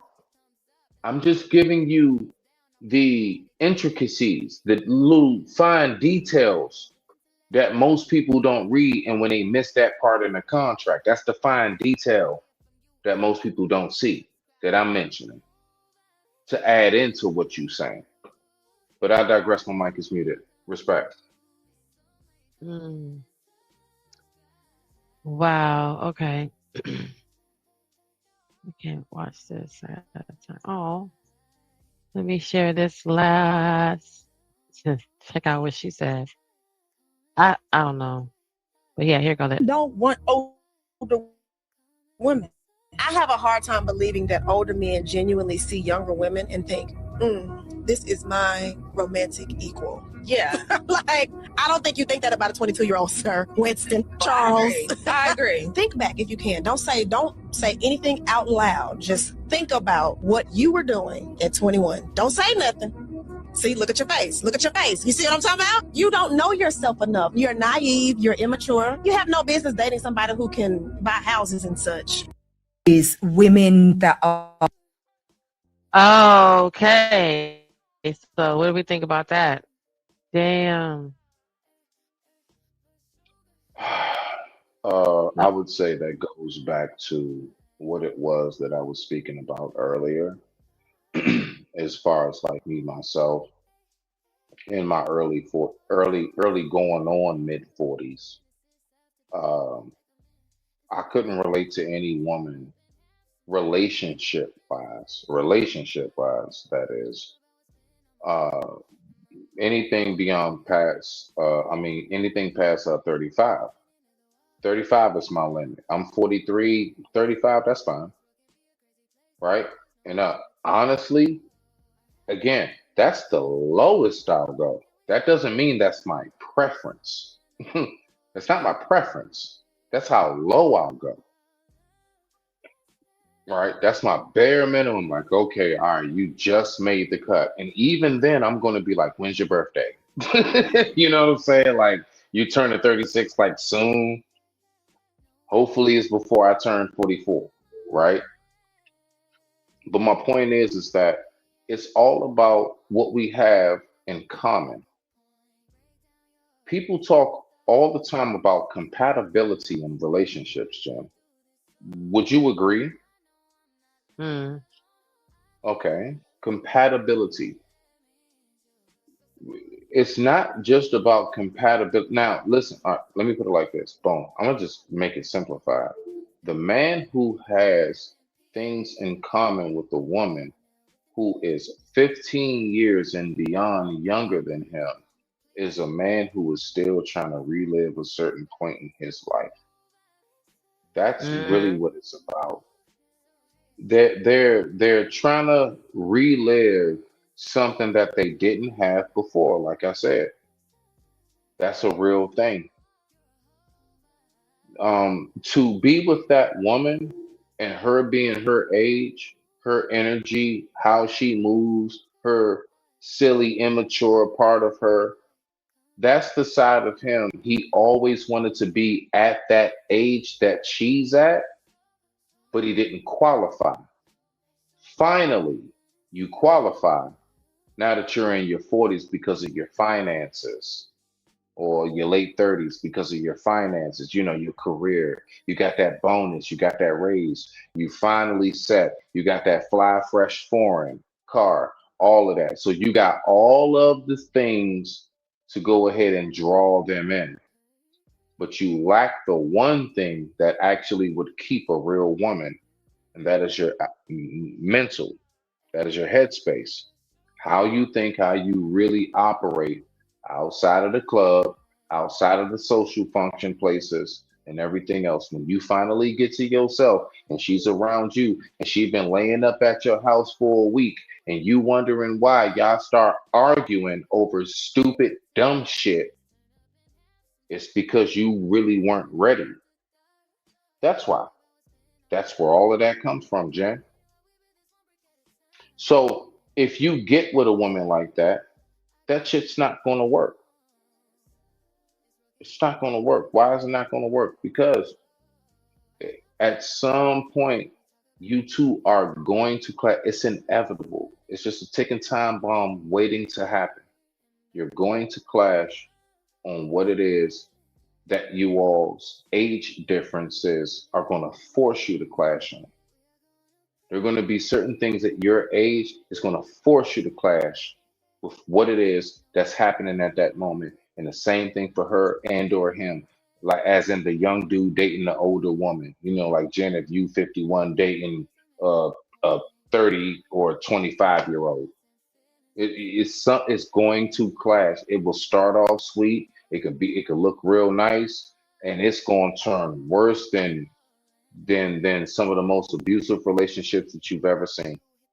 9 times out of 10. Is it a guarantee? No, because it is possible. It does happen. Folks do make it happen. But those stories are anomalies, and we don't talk about those when we talk about what it is that happens on the majority level. So I digress. My mic is muted. Thank you, Jen.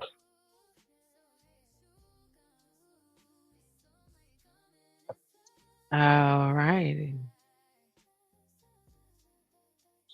Oh my God. Jim, what I you got can't to look drink at. tonight? What you What got do to I have drink to tonight? drink tonight? I was sipping on a Modelo and watching videos and looking at crazy I ain't stuff mad on at you, girl. TikTok. Okay, now. Um, Okay, now. Try not to leave out that store without a lime. You always got to get you either a lime squirt bottle or you got to get you actual lime. Get you a lime with that shit. Get you a little, and then listen. Go get you a couple salt packets. Stop somewhere like a, a little restaurant or something, a little fast food. Get you a couple salt packets. If they don't have it at the Salt store. packet. A lot of dudes. A salt packet and do what? You got the model. So basically, you take the salt packet and you just kind of like tip, just a little bit of salt, and then you go like ahead a margarita.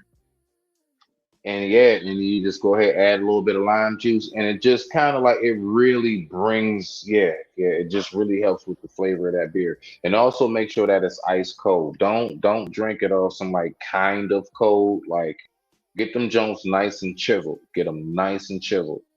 So that I digress. My mic is muted. Rock out.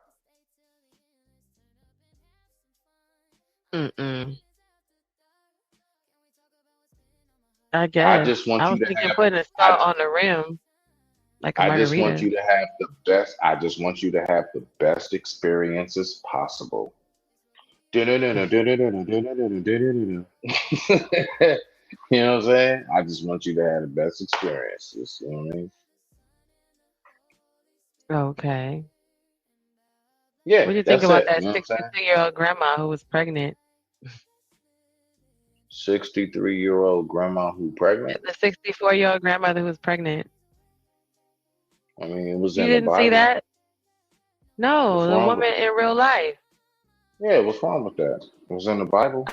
You believe No, in I the word? said the one that just happened that I showed you I know. earlier. Are you listening to what I'm saying? I said it's nothing wrong with what you just told me because it's in the Bible. I know what you The just said, and I 64-year-old know what I grandma just can get responded pregnant is in to. the Bible? What? A 64-year-old Huh? grandma getting pregnant is in the Bible? No. Job. And it's a couple of wives. Yeah, they was like 90 or something. Yeah, I think Job's wife.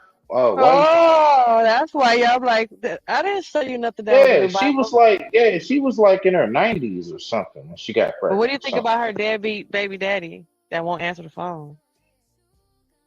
Job ain't a deadbeat. Oh, you talking about the video? Mm-hmm. I ain't seen the video. I thought I showed it.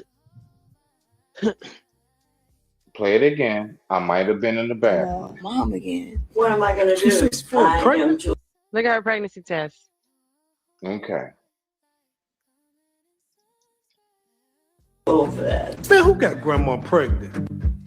So Oh, are you gonna give birth natural, or are you gonna like do a scheduled C-section? What is your plans? Yeah, one of them. So what's gonna happen to little Peanut? I'm gonna get an abortion. You kept all of us. I'm too old for that. No, you're not. I believe I'm gonna give him up for an adoption. Why would you do that? Because I'm too old to be raising up another baby. I don't think I'm gonna be able to go through that. There's no way I'm letting a stranger take my sibling away from me. Well, who's gonna take care of it? I'll take care of the baby. I'm just trying to do the best I can with this. I'll just take one day at a time. Just because you have a baby by a man or whatever, that don't mean y'all can be together. And some of these men out here, they try to take advantage of you. And for all the single women and stuff, don't let no man slow you down.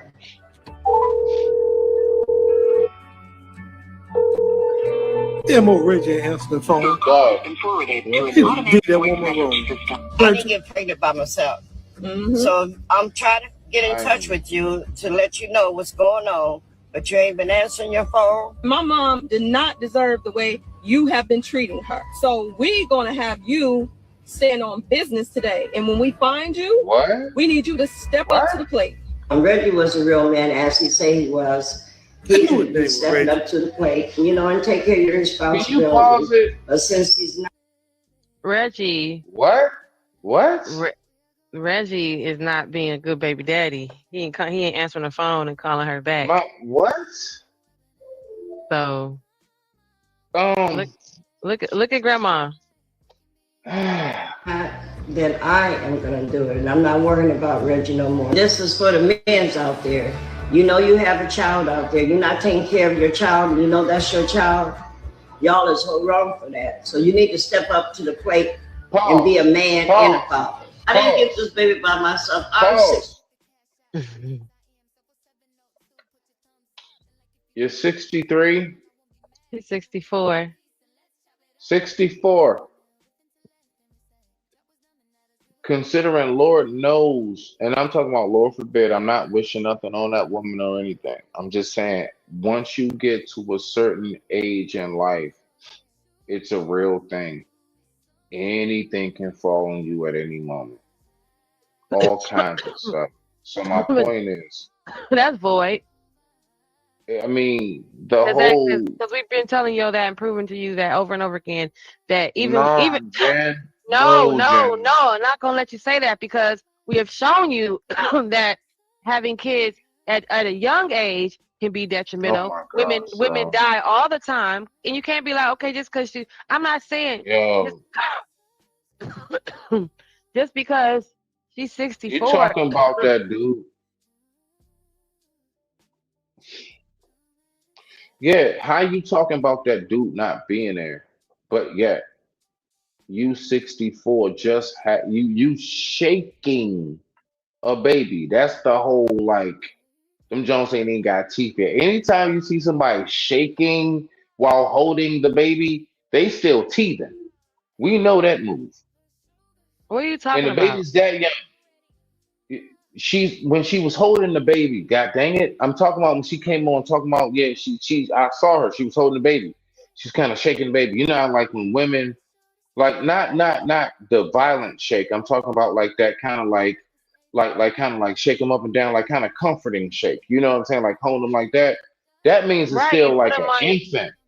No, I'm just saying all of that.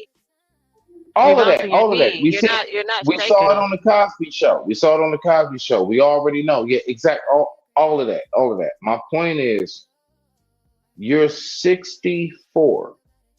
You have a child. You want to talk about the man not being there. Even if that man was a dedicated father, nothing in you said to yourself, no, that would be selfish. If I had this baby and even if the birth was successful, which thank God it was, thank God she successfully had that child. But how long are you going to be around for that child's life? You're 63. So let's just do the math again, Jen. Right, but when she said, okay, that's how old is she going to be when the child is 18? That has 18. That's nothing. That's nothing because you heard the Where's conversation. my calculator? Okay, no, but you heard the conversation. That means a lot because that's selfish. Everything. No, it's not. It's not. That's selfish. What are you talking about? You're not finna sit here and yell over me, okay? What you just saw was her having a conversation about her even deleting the baby, and she said her daughter wouldn't let her do that, and it's a higher risk for her to delete the baby than to have it at her age. Even though you think what biologically, look, I'm not doing that. I'm just saying what we just saw, and what I'm saying that what had just happened is you arguing a mute point in regards to the fact that to delete the baby is even what more selfish because she said, no, I'm not doing this. I'm not having the baby. So then when she deleted it to delete the baby, the probability of her surviving a deletion at that age is you have more problems with that than actually having the baby. And then she said, I didn't want to do all this. I don't want to raise this baby. Her daughter said, I'll raise the baby because you kept all of us. So why would you not keep this baby? She said, I don't want to do this. I want to just get rid of it. And her daughter said, no. Her daughter said, no, we have the baby and we'll take care of it. You have grown children. So now that's when you see her with the baby.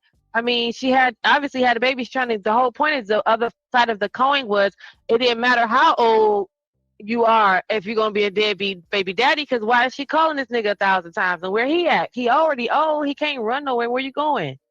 But she went through the options. She said, I'm not having this baby.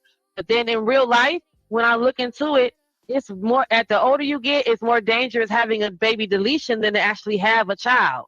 It's dangerous having a child, period, at any age. But if I want to go in there and I want to tell them at my ripe old age of 50 that I want to delete this, they're going to encourage me to keep it because of the safety reasons and the anesthesia and what's happening to my body at this age. So she ended up having the baby. So it wasn't like she was not trying to have it. She was like, fuck this.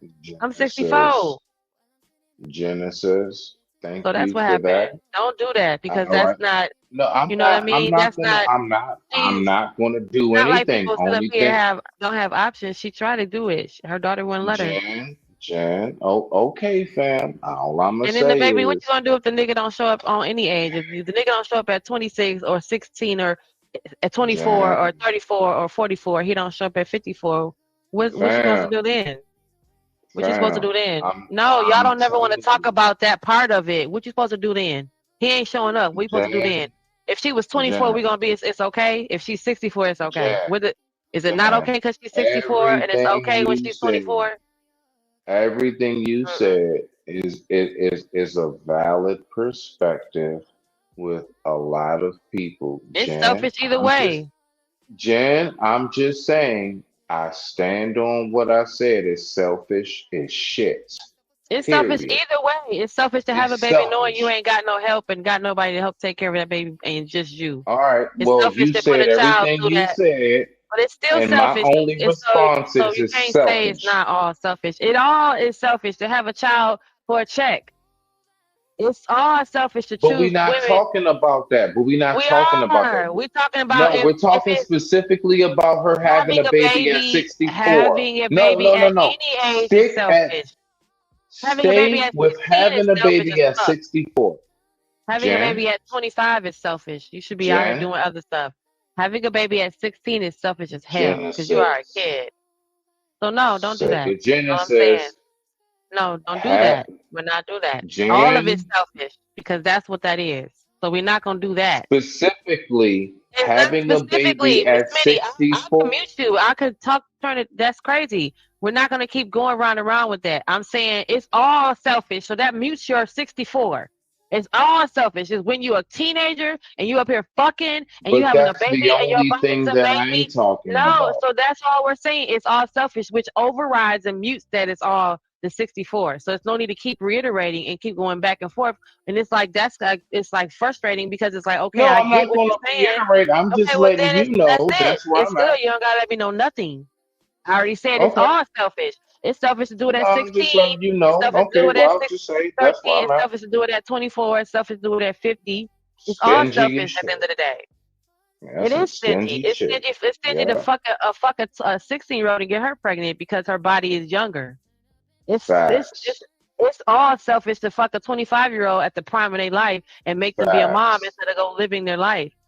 It's Just so all long fucked as up. you know where we both stand. So That's it's it. just all it's so child being a mother and having a child for someone who is not gonna be there is all the way selfish because women are doing it for a check. They doing it to get back at the baby daddy. They doing it for all kind of reasons. But just Narcissistic. okay, but so to say that at this age doesn't make it any different when it doesn't matter the age because they're all doing it because they're thinking that hey, if I had this baby, the band's gonna stay. You can't get the nigga on the phone at 24. You can't get the nigga on the phone at 64. So it's I all got you. selfish. I It's got all you. selfish then because at the end of the day, these younger women is having babies for EBT checks so they don't have to go to work. Then I have no clue So what no, we're disagreeing about. I have no clue what we're disagreeing about. I'm saying it's Rock all out, selfish, Jen. but you keep bringing It's it to the point stingy as that shit. this. I just It is hey, stingy. It's stingy as fuck to have 7 kids and you can't take care of them, but you getting a welfare check. facts. Let's move. And y'all all living in roaches. It's stingy as fuck to drop food off to like that lady did in Pontiac to have some children and to just leave them in a nasty ass apartment building. Facts. That's real stingy. And she off living There her we go. life. That's real stingy. So at any point during the stingy motherhood, there's some stinginess happening. I give you that. Facts. No, okay, bet. No, facts. See? So we not disagreeing on nothing. I'm just saying, her saying that, I'm only focused on her. You throwing up everything else that also are also things that happen, which I can't disagree with because they happen. Only thing I'm saying is I'm directly, strategically, red dot eye, tunnel vision focused on her. 64 having a kid. Selfish. And that's what I stand on. Rock out, Jim. That's what I'm saying. Hilarious. 4 years old. He is not going to be getting away with this. He may think so. So when I have this baby, him and I and the baby going to do DNA test done. And then when it comes out and say you are the father, he is immediately gonna be put on child support. Reggie probably gonna dip, bro. Reggie, you done got grandma pregnant. Shame on you, you nasty buzzer. But I'm gonna be honest with you, grandma 64 and pregnant. Grandma, you out here doing your thing. That's kind of terrible. Listen, it's natural, man. Sex is natural between the man and the woman. So hey, it is what it is. But 64 and pregnant, that's bro. I just pass out, bro. If that happened to me, pass out, bro. That pass out right now. If that happened to me right now, because all my kids grown. That means I got to start over. Pass out. Ain't no chaser. Pass out, sugar. That's some shit for you. I look up and I'm pregnant at the ripe old age of 50. Ooh, child. I mean, like, let me ask you this, Jen. Like, in your, like, how you see it, do you see it as a woman that decides to say to themselves, now listen, I'm not talking about if she actually wound up pregnant. You know, I'm not even gonna call it accidental, but let's just say I don't know how that happened, but I get what y'all mean. But that's still so crazy. You don't wind up. some You real shit. don't. As You far don't as wind up pregnant if your penis is inside the vagina where all the eggs are. If you're nowhere near the ovaries, then you can't wind up any. You wind up lost when you driving. if You know if that's you not how ain't the near same thing. those, you ain't going deep enough.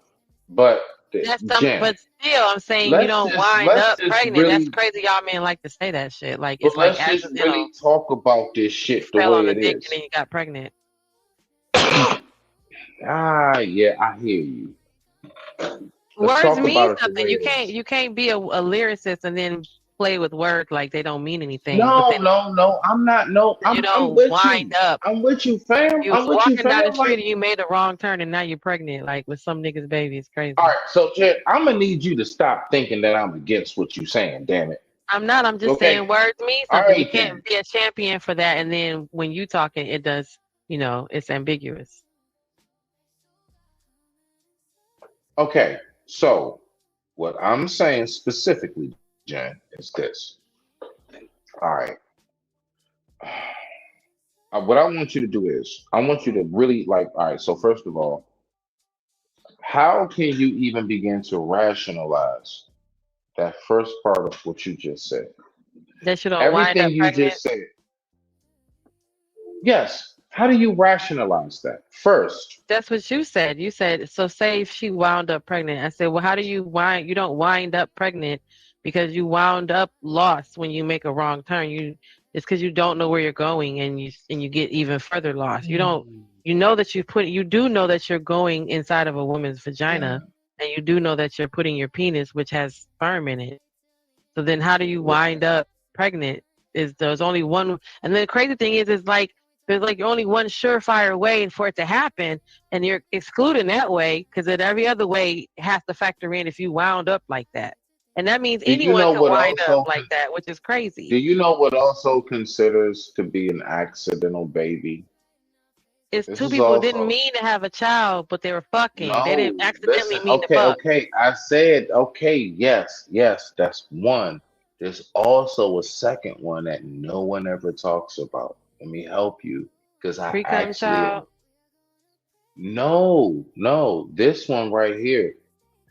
I was with the mother of my child since I was 20. She was 18. I'm 2 years older than her. So Phoenix didn't come along until I was 28.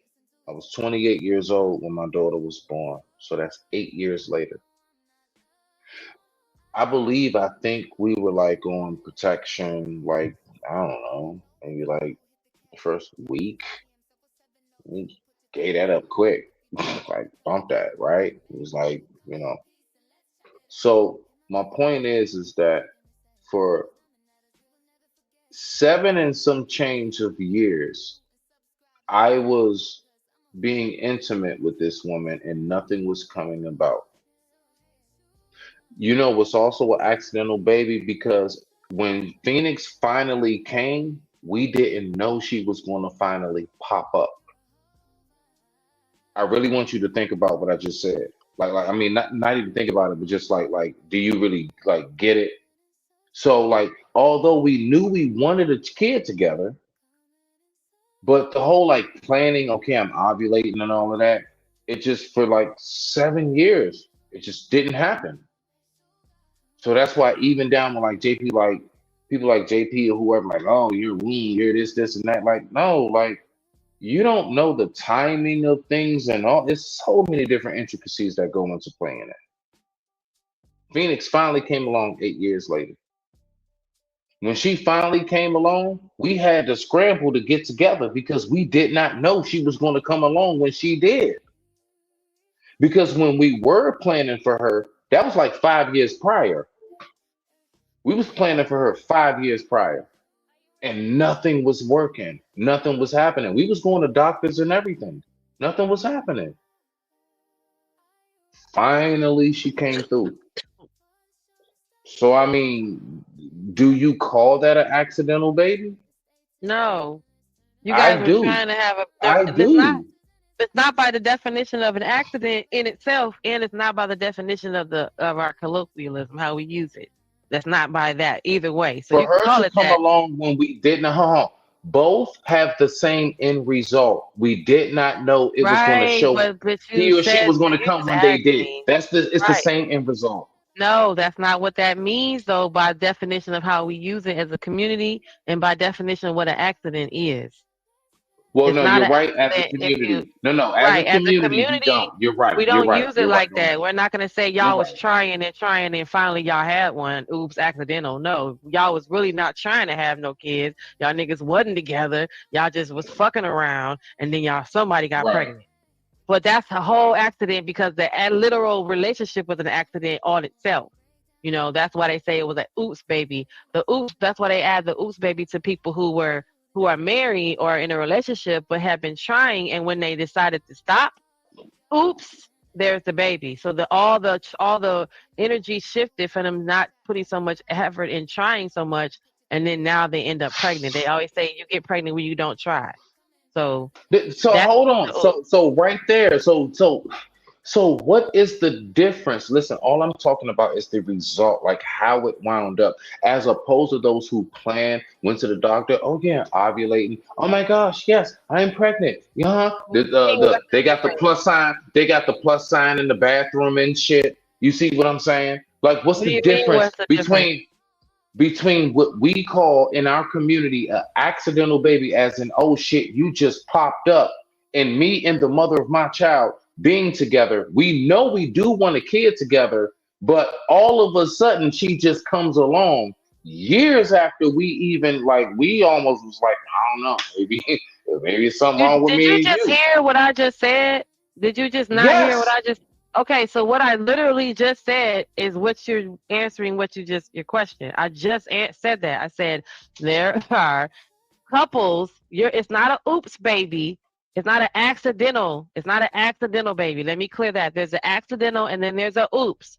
The oops is after you've been trying and You're not even listening to what I said. What's the difference between the end result? Considering you did not plan for the baby to pop up when it did, when he or she did, not it, he or she, when he or she did pop up, you did not expect it. We did not expect her to pop up when she did.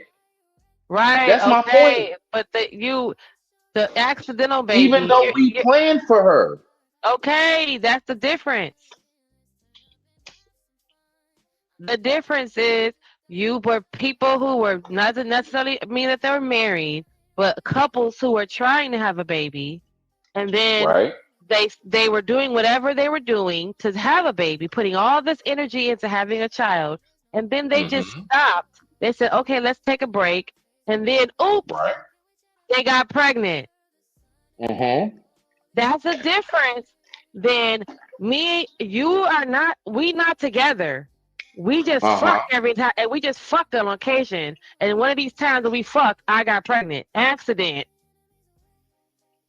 Okay. Nigga, we not together. We not trying to have a life together. We not going together. We not doing nothing together. Our lives is not trying to build a life together. We're not trying to do that. It's when I see you, we fucking, and when I see you, we fucking, and then one of them times we had sex, I got pregnant. That's different than me and you as a couple. Do you concede to the fact that the end result of what I just said? Do you concede? Do you concede?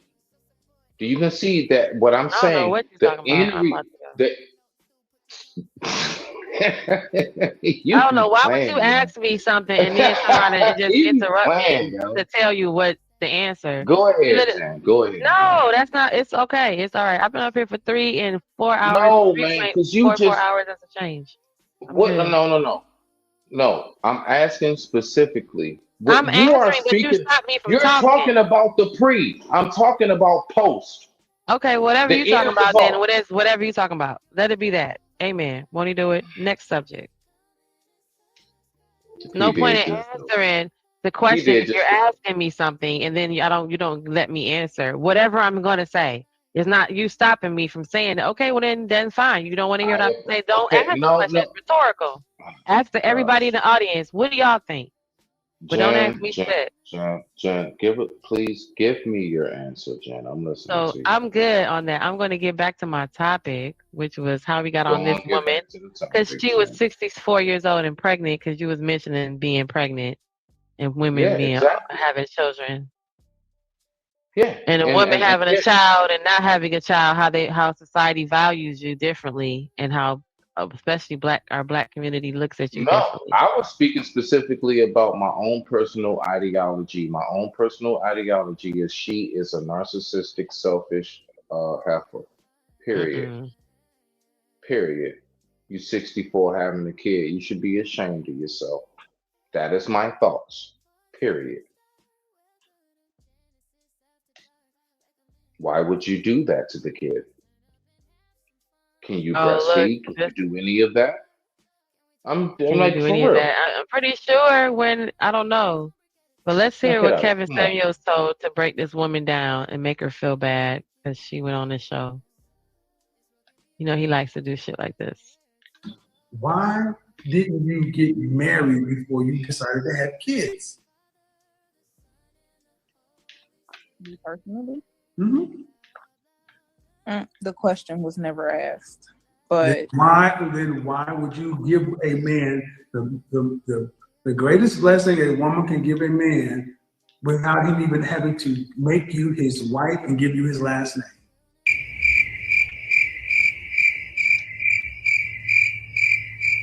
name?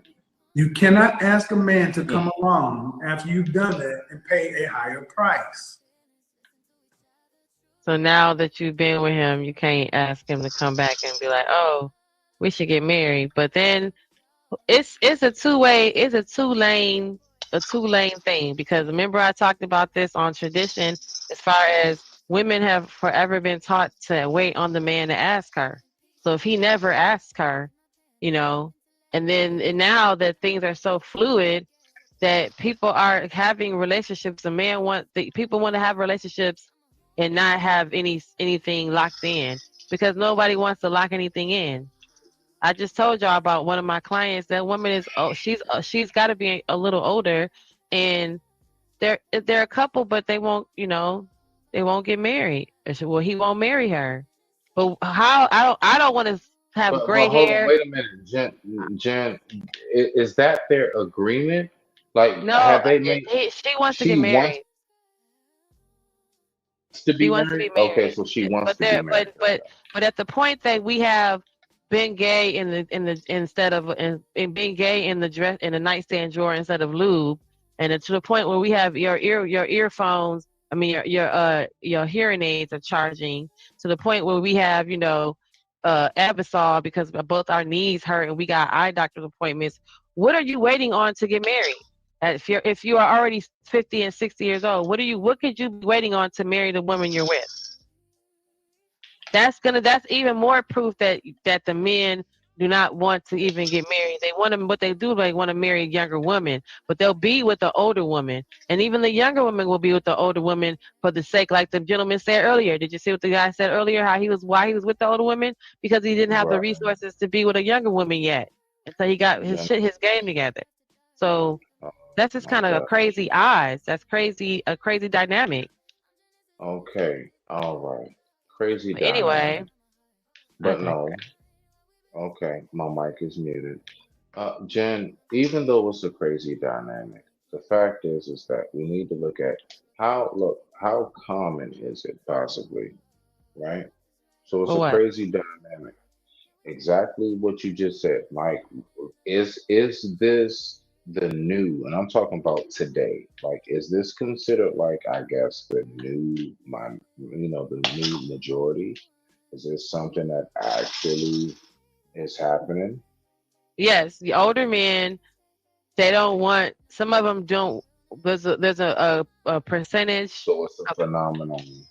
It's a because I can't say most because that's crazy because I'm not dating most men right now because then you can't even say that because that doesn't include all men. There are men that are locked up, deceased, and not playing for our team. So of the men that are straight, that percentage of men, there are percentages of men who are dating younger women and they're 10 to 15 years older than them.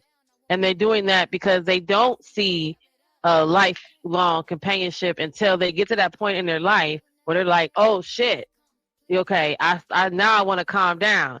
So until that happens, they don't want an older woman at all.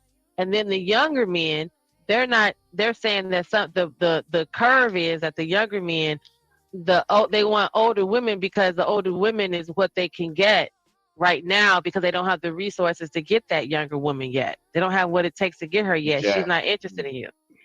okay, so Jen, the number one thing that always needs to be just honed in and focused on is why do you want the younger women? What What are it? you talking about? You're not stupid. We have these. We know these No, conversations. You you are know, a man, and you know why the of men are course, saying it. no, not So what are you talking God. about? It's not godly, man. It's not an It's not actual a why do question. you. It's not even rhetorical. It's not even in this It's not. conversation because you are the It's man. not. I'm not a man. I know why older men want younger women. But there's a whole plethora of reasons. I know when older Hold men on, was wait, coming wait, at me wait, when I wait, was wait, wait, younger, wait, wait. and I know No, why hold they on, look hold want on. them Let's now. stop right there. Let's stop right You're a there. man. So, hold on. No, no, no. Let's stop right there. You said you know why. What is that reason, Jen? What's the I reason? know why. I know when I was younger, they were Mm-hmm. looking to get me to have a certain mind frame, like tell me Right. things that I didn't, whether I just believe them and not check and see for myself. And when I check and see for myself to find out something's different, now I'm bucking up against the system, and or some of them I didn't have the whole daddy complex and I didn't really date older men, but anyone that approached me, they would approach me off of the whole like I got stuff that I could pay for things, I got money, I got a car. So we know why some women have that daddy complex where they date older men because it's safe. It feels like a father figure. He got her back. He's buying her things. He's paying for her life. And then you have the other ones where, it's a percentage of them actually just having a natural. What they said was the percentage of them having a natural attraction. That's small. That's a minority group of people inside a group of people dating. That I actually don't like older men, or I actually don't like younger women. But everybody else, they're saying that they're dating these men that they're dating up or down for control or for some sort of safety. So for that man who has a problem dating an older woman that he can't get her to do what he wants, he dates down because he can have a little more control with her because she's a little more naive, and then he can give her gifts or give her something to pacify her like a baby. And the same thing for the younger men. They don't have the resources yet to get that younger girl. They don't have the fly car yet. But the older woman, she's content with you driving your little Nissan. That's fine for her. She wants to spend time with you. So they know that, and they do that. Okay. All right. So, all right. Listen, Jen. what you're saying is something that I can't take no credit away from simply because I've never been a woman who's experienced that, right? I'm speaking specifically upon the factor of, Jen, how exactly everything you just said is that something that normally plays out that way? We speak about things that all right do happen. What are things that happen on a majority basis? Is that where it is? Right. And this is based on the men sharing this information. The women are receiving it, and and not to say all the women, but the women that are. Most men are doing that. No, that's what you just asked me, and then you stopped me from answering. And I'm telling you based on my research and what I came to understand. So I'm telling you what I come to understand. You asked me just now. So then to tell me no, that's not true. I don't think we have to support it. So from what I understand, the men are the ones that are. It's not initiating it, but they're just okay with that. With the relationship going that way. They're okay with it. The younger men are. They're not. They're finding it that I have a cougar that she's buying me PlayStations or she's paying for things just because by default her life is financially stable. So we're finding out that is becoming the norm on the one you see the older woman that's with the younger guy. He's not with her to marry her. She's older. She wants to get married. So when the older man wants to get married, it's only when he realizes he's ready to settle down after he's done with the younger men. And then the older men that don't ever get married, they prefer to be single. Those are the ones who are what you were saying. They want to live that life. So they're going to be 40 and 50 years old, bachelor with their shirt open down to their belly button. They see themselves like that, and they're never going to change, and they don't ever get married. But the men who want to be married, they figure that out at like mid 40s on to 50, on to 55 when they realize, okay, I want a house to come home to that's warm already before I get there. The only way that's going to happen is if I get a wife, because a girlfriend don't do that. I want the house to already have food cooking when I walk in the door. I can't get that because girlfriend doesn't do that. The wife does. So that's when they realize, like, oh shit, I want to do this. I want to go on fishing trips and come home and have a warm woman. Why do most men marry that woman? Because she displayed what? What? Why do most men, any man who's married a woman ever, why did he marry her? Because she was displaying what to him? What did she show him? I don't know. What do you want? Wife qualities. So when you say a girlfriend doesn't do that, generally speaking, those who are married will tell you, we already knew we were compatible for marriage because we moved like a married couple before the ring even began on the finger. But no, that's not what I said at all. What I said was men at 55. No, I said men at 50 and 45, generally starting at the age of 45, going up to 55, are now realizing they want to be married, and if they've been and the default of they want certain things that come with a wife and not a girlfriend. Not them the whole compatible, none of that. I'm saying by the time when these men finally realize, hey, I want to come home to a house that's already warm before I get there, which means my wife was there and she made my house a home. They realize if I'm out here being a bachelor dating, I'm not going to get that from this girlfriend. I'm going to get that from a wife. When they said, I want to come home and have food, smell food cooking, they don't get that from their girlfriend. Their girlfriend don't cook. Their girlfriend orders out. So they only can get that if they got married. So now at this age, they're realizing, oh shit, I should probably get married if I want that, all those things that come with a wife, because the girlfriends don't do this shit. The girlfriends don't cook. The girlfriends ain't interested in doing none of this. But if he wants to stay out here and be a bachelor and date have a bunch of girlfriends, he's not going to get the home cooked meal, the nice matching sheets. Like the guy said, at this point, the man wants the chandeliers. He wants the little keypad on the front door. He wants to come in and lay in the backyard and have the lawn cut and smell apple pie cooking. But you don't get that from having girlfriends at 40 years old. But that guy who wants that, he lives that life on purpose. He doesn't want to be married. We're not talking about him. He don't want to get married ever. It's the other men who want to be married, but then they still single, running around like Reginald did, getting grandma pregnant. When you know you was screwing grandma. Where'd your Peter go? You put your Peter in her. I mean, at the end of the day, you don't wound up with no shit. You know you stuck your dick in me. Where else did you put it? You had 3 options and you chose this one. I'm just saying. Jen, thank you so much for the X-rated Disney fantasy. All right, so back to reality on this shit. What I'm saying specifically is, I get what you're saying on that. All right, what you're saying, hey, I mean, does it have validity? Again, I've never been a woman, so I can't never say nothing you say from a woman's perspective is wrong, right? But what I do know is from a man that's been around women, dated women, still doing it, that generally is not the case, Jen. That's just not generally the case. It is, but it's a, you know, that's like a something that happens. I don't know, man. It's like it does take place.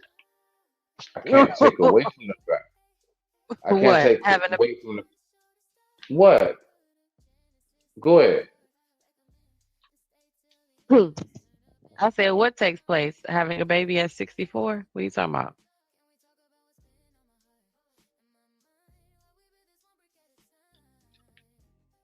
But that's what I'm saying. Like, I mean, this is such a unique circumstance. It's almost like trying to make the person that was born with like a 6th toe, like, you know, a normal story. Like, it was born with 6 toes. Well, 11 altogether, if you get it. You know, so I'm just saying, like, what, like, I mean, it's just kind of tough because it's like, I don't know, it's such a unique case. That's such a unique case. But the only thing that I have for that unique case is Shorty selfish. Uh-huh. Grandma, matter of fact, not even Shorty. Grandma is very selfish. That's all I got for that. I have no clue as to why you would think it's a good idea to do something like that. That's like me being 50 years old saying, you know what? I'm going to go reapply for the military. And I'm not considering like an office job after you're retired. I'm talking about enlisting for boot camp. Like, what are you doing? There's so many examples I can give as to why that's just such not a good idea. I mean, so I don't really praise that too much. I just don't. The only thing that I praise is this. Thank God that it was a healthy birth. She is good, and I guess the baby's all right. But even down to that, Lord forbid, knock on wood. You know, usually they say when a woman has a baby older than a certain age, then, you know, certain things, you know, when they get older, you may not see it now, but then you're wondering why that kid is having certain issues in life. You know, certain learning developments and everything. Like, man, it's just so many reasons why that's not the way to go. It's my point. It's just not the way to go, John. If you can successfully do it, okay. If you ask me, should you do it? I'm always tell you no. I'm always tell you no. That's all I gotta say. I digress from my continue. That's just where I'm at, man. Like, I mean, that shit. Like, what are you doing? Why?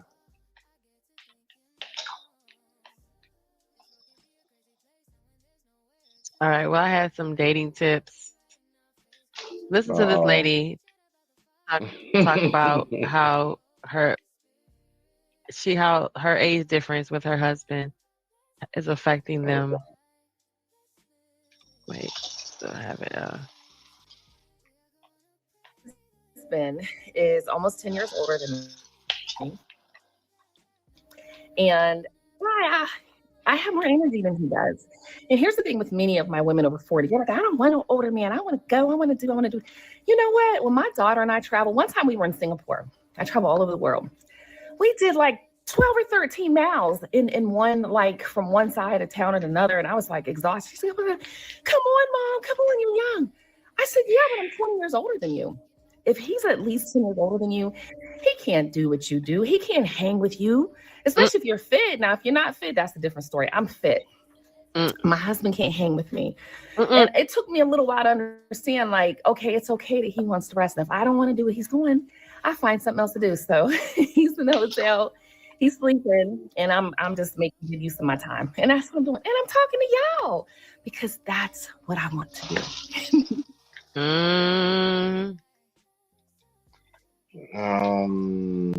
He can't hang if he's too old. Yeah. He can't hang if he's too old.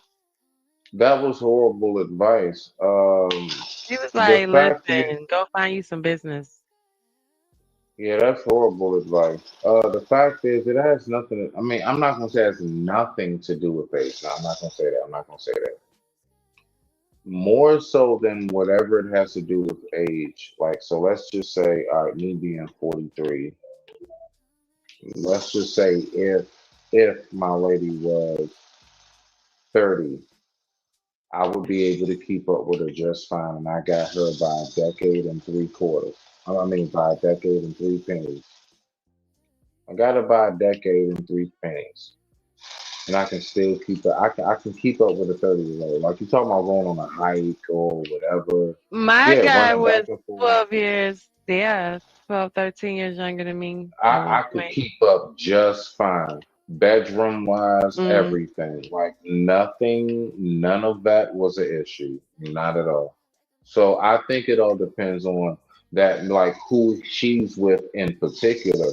Maybe his health isn't at, who knows? Maybe the guy got asthma, whatever. I mean, I'm just saying, like, He maybe bigger, he overweight. anything. Right. Got a But dad that don't bod. have nothing to, right. That has nothing to do with, like, if you're like 45 and you're with like a 30-year-old. Nah, you'd be surprised. Nah, you'd be surprised. Nah, we can do some things. We can do some things. And I mean in real life. And for real, as much as society has made folks lazy, I would say she's the anomaly nowadays, because a lot of as much as life has made stuff cushy, man, like, we really, like, if you a certain age, a certain generation, you come from like hands-on lifestyle, like just whatever you had to do. We come from the days of elbow grease. So when you have like decades of that in you, it's a real thing. Like, you really will be a little bit more in shape than somebody who came up in the I woke up to a tablet era. It's so, or it'll even it out. Because I came from a hands-on era, and you thinking, oh, it's all you hear is a number. Oh my goodness gracious, over this age, ain't no possible way. Here it is. I'm looking at some Asian guy somewhere in China, in a castle, doing one finger push-ups, one hand, one finger push-ups, and like 80. Here it is. We got a hard time finding most of the youth to do 10 push-ups on both of their hands and then even keep their back straight. Let's just be for real. So all of that, like what she said, nah, that's your husband, man. That's who you're with in particular. That guy can't keep up with you. I'm not telling you to leave him. I'm just saying that's your husband who can't keep up. Here's Derek Jackson with the answer to your question earlier. There's a lot of dudes who were like 45, 50 years old who were preventing how to out of 40-something-year-old women that'll give these 20-something-year-old girls a run for their money. But it's because of the mental aspect. Like, as a guy gets older, one who wants to play games, by the way, who's like 40-something, 50 years old, he remembers it being easier to play those games whenever he was like 20. Because women in that age group, they're more on hope than they are experience. But experience is the best teacher. So as he gets older and he's trying to date women his age, they're like, no. I've seen your kind before. Like, I've lived the proof that you're here to waste my time, and I ain't going. So now he gonna go out here talking about how he prefers younger women because older women his age are full of baggage and they're bitter. And it's like, nah, they ain't full of baggage and bitter. They have a BS detector, so they're harder to manipulate. And manipulative men don't like that. Does that answer your question? But that's a lot true. Because it's easier to, and they'll tell you that, and you can hear it when they have conversations with us, women of their age. They'll have answering questions, holding you accountable for something you just said, or you trying to say something, and then you turn around and gaslight. A young girl might be like, "Oh, okay," and then you might just turn around and completely change what you said. That older woman sometimes might have heard you, and that's always, that might always be. Some women always catch you in your lies. Some women catch you. What are you saying? Calling my name for if I'm talking after I just saw the video. Goodness gracious. Genesis, play it again when you're done, please, because I want to break that down. Thank you. Douglas, my mic is muted.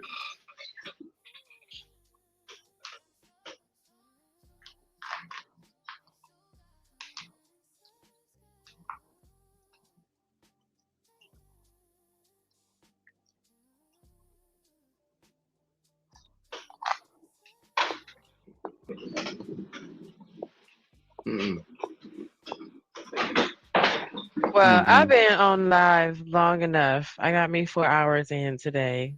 So, any final words? Nope. I'm gonna go lay myself down. I'm Any good if you final good. thoughts? Okay. Yeah. Nope. I'm gonna go ahead and call it a night, you guys. Thank you guys for hanging out and watching with me these 4 hours and 11 minutes. Thank you for I don't have any final thoughts. Y'all know my final thoughts is always short and sweet. So I thank y'all for hanging out with me, for chiming in on the chat, especially Third Ward. He was giving a lot of real good feedback earlier. So thank you so much, because that was really awesome. And I always enjoy talking to you. So, and then of course Miss Rogue C, who comes by.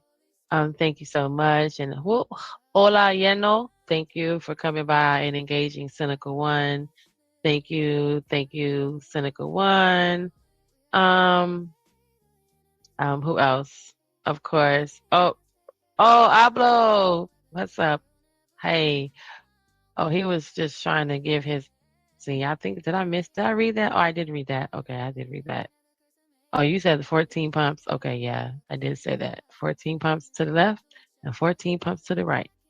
But I thank y'all for coming over and sharing with me and hanging out with me. Thank you to DJ Music. Oh yes, thank you. Thank you to you. Thank you for who was that? Oh, Truth Teller. Yeah, well, not Truth Teller, but Truth. Thank you, Truth. And H&M, did I see H&M too in the chat? I don't know. I hope I got everybody, okay? If I missed you, I wasn't trying to diss you. I don't know who said that, but shout out to whoever put that in the atmosphere. No Chaser, yep, I got you too. Thank you for coming by and sharing the love. And I'm glad whoever stayed to the end could stay to the end. So I appreciate you hanging out with me, and I guess next time we'll get into some more about this. I just thought this was interesting that, you know, there's a big difference happening out here with women getting married and not getting married. So, hold on. I got to read the chat. Hold on 1 second. I just want to make sure I say goodbye to everybody and hello to everybody. Did I miss anybody? Oh, I see you, No Chaser. Oh, yeah, you see me? I see you. You see me? I see you. Okay, yeah. Yeah, so I'm going to get up out of here. Whew, I need to lay my body down and relax, y'all. And I am glad y'all came by, and I'm glad y'all stayed to the end. So thank you. Let me see if can I rewind it? Oh, shut the front door. Hey, did y'all hear that? I could ew it. Okay, I'm not gonna do that. Wait, one more time.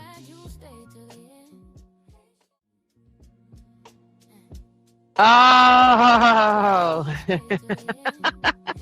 I don't know what that was, but I liked it.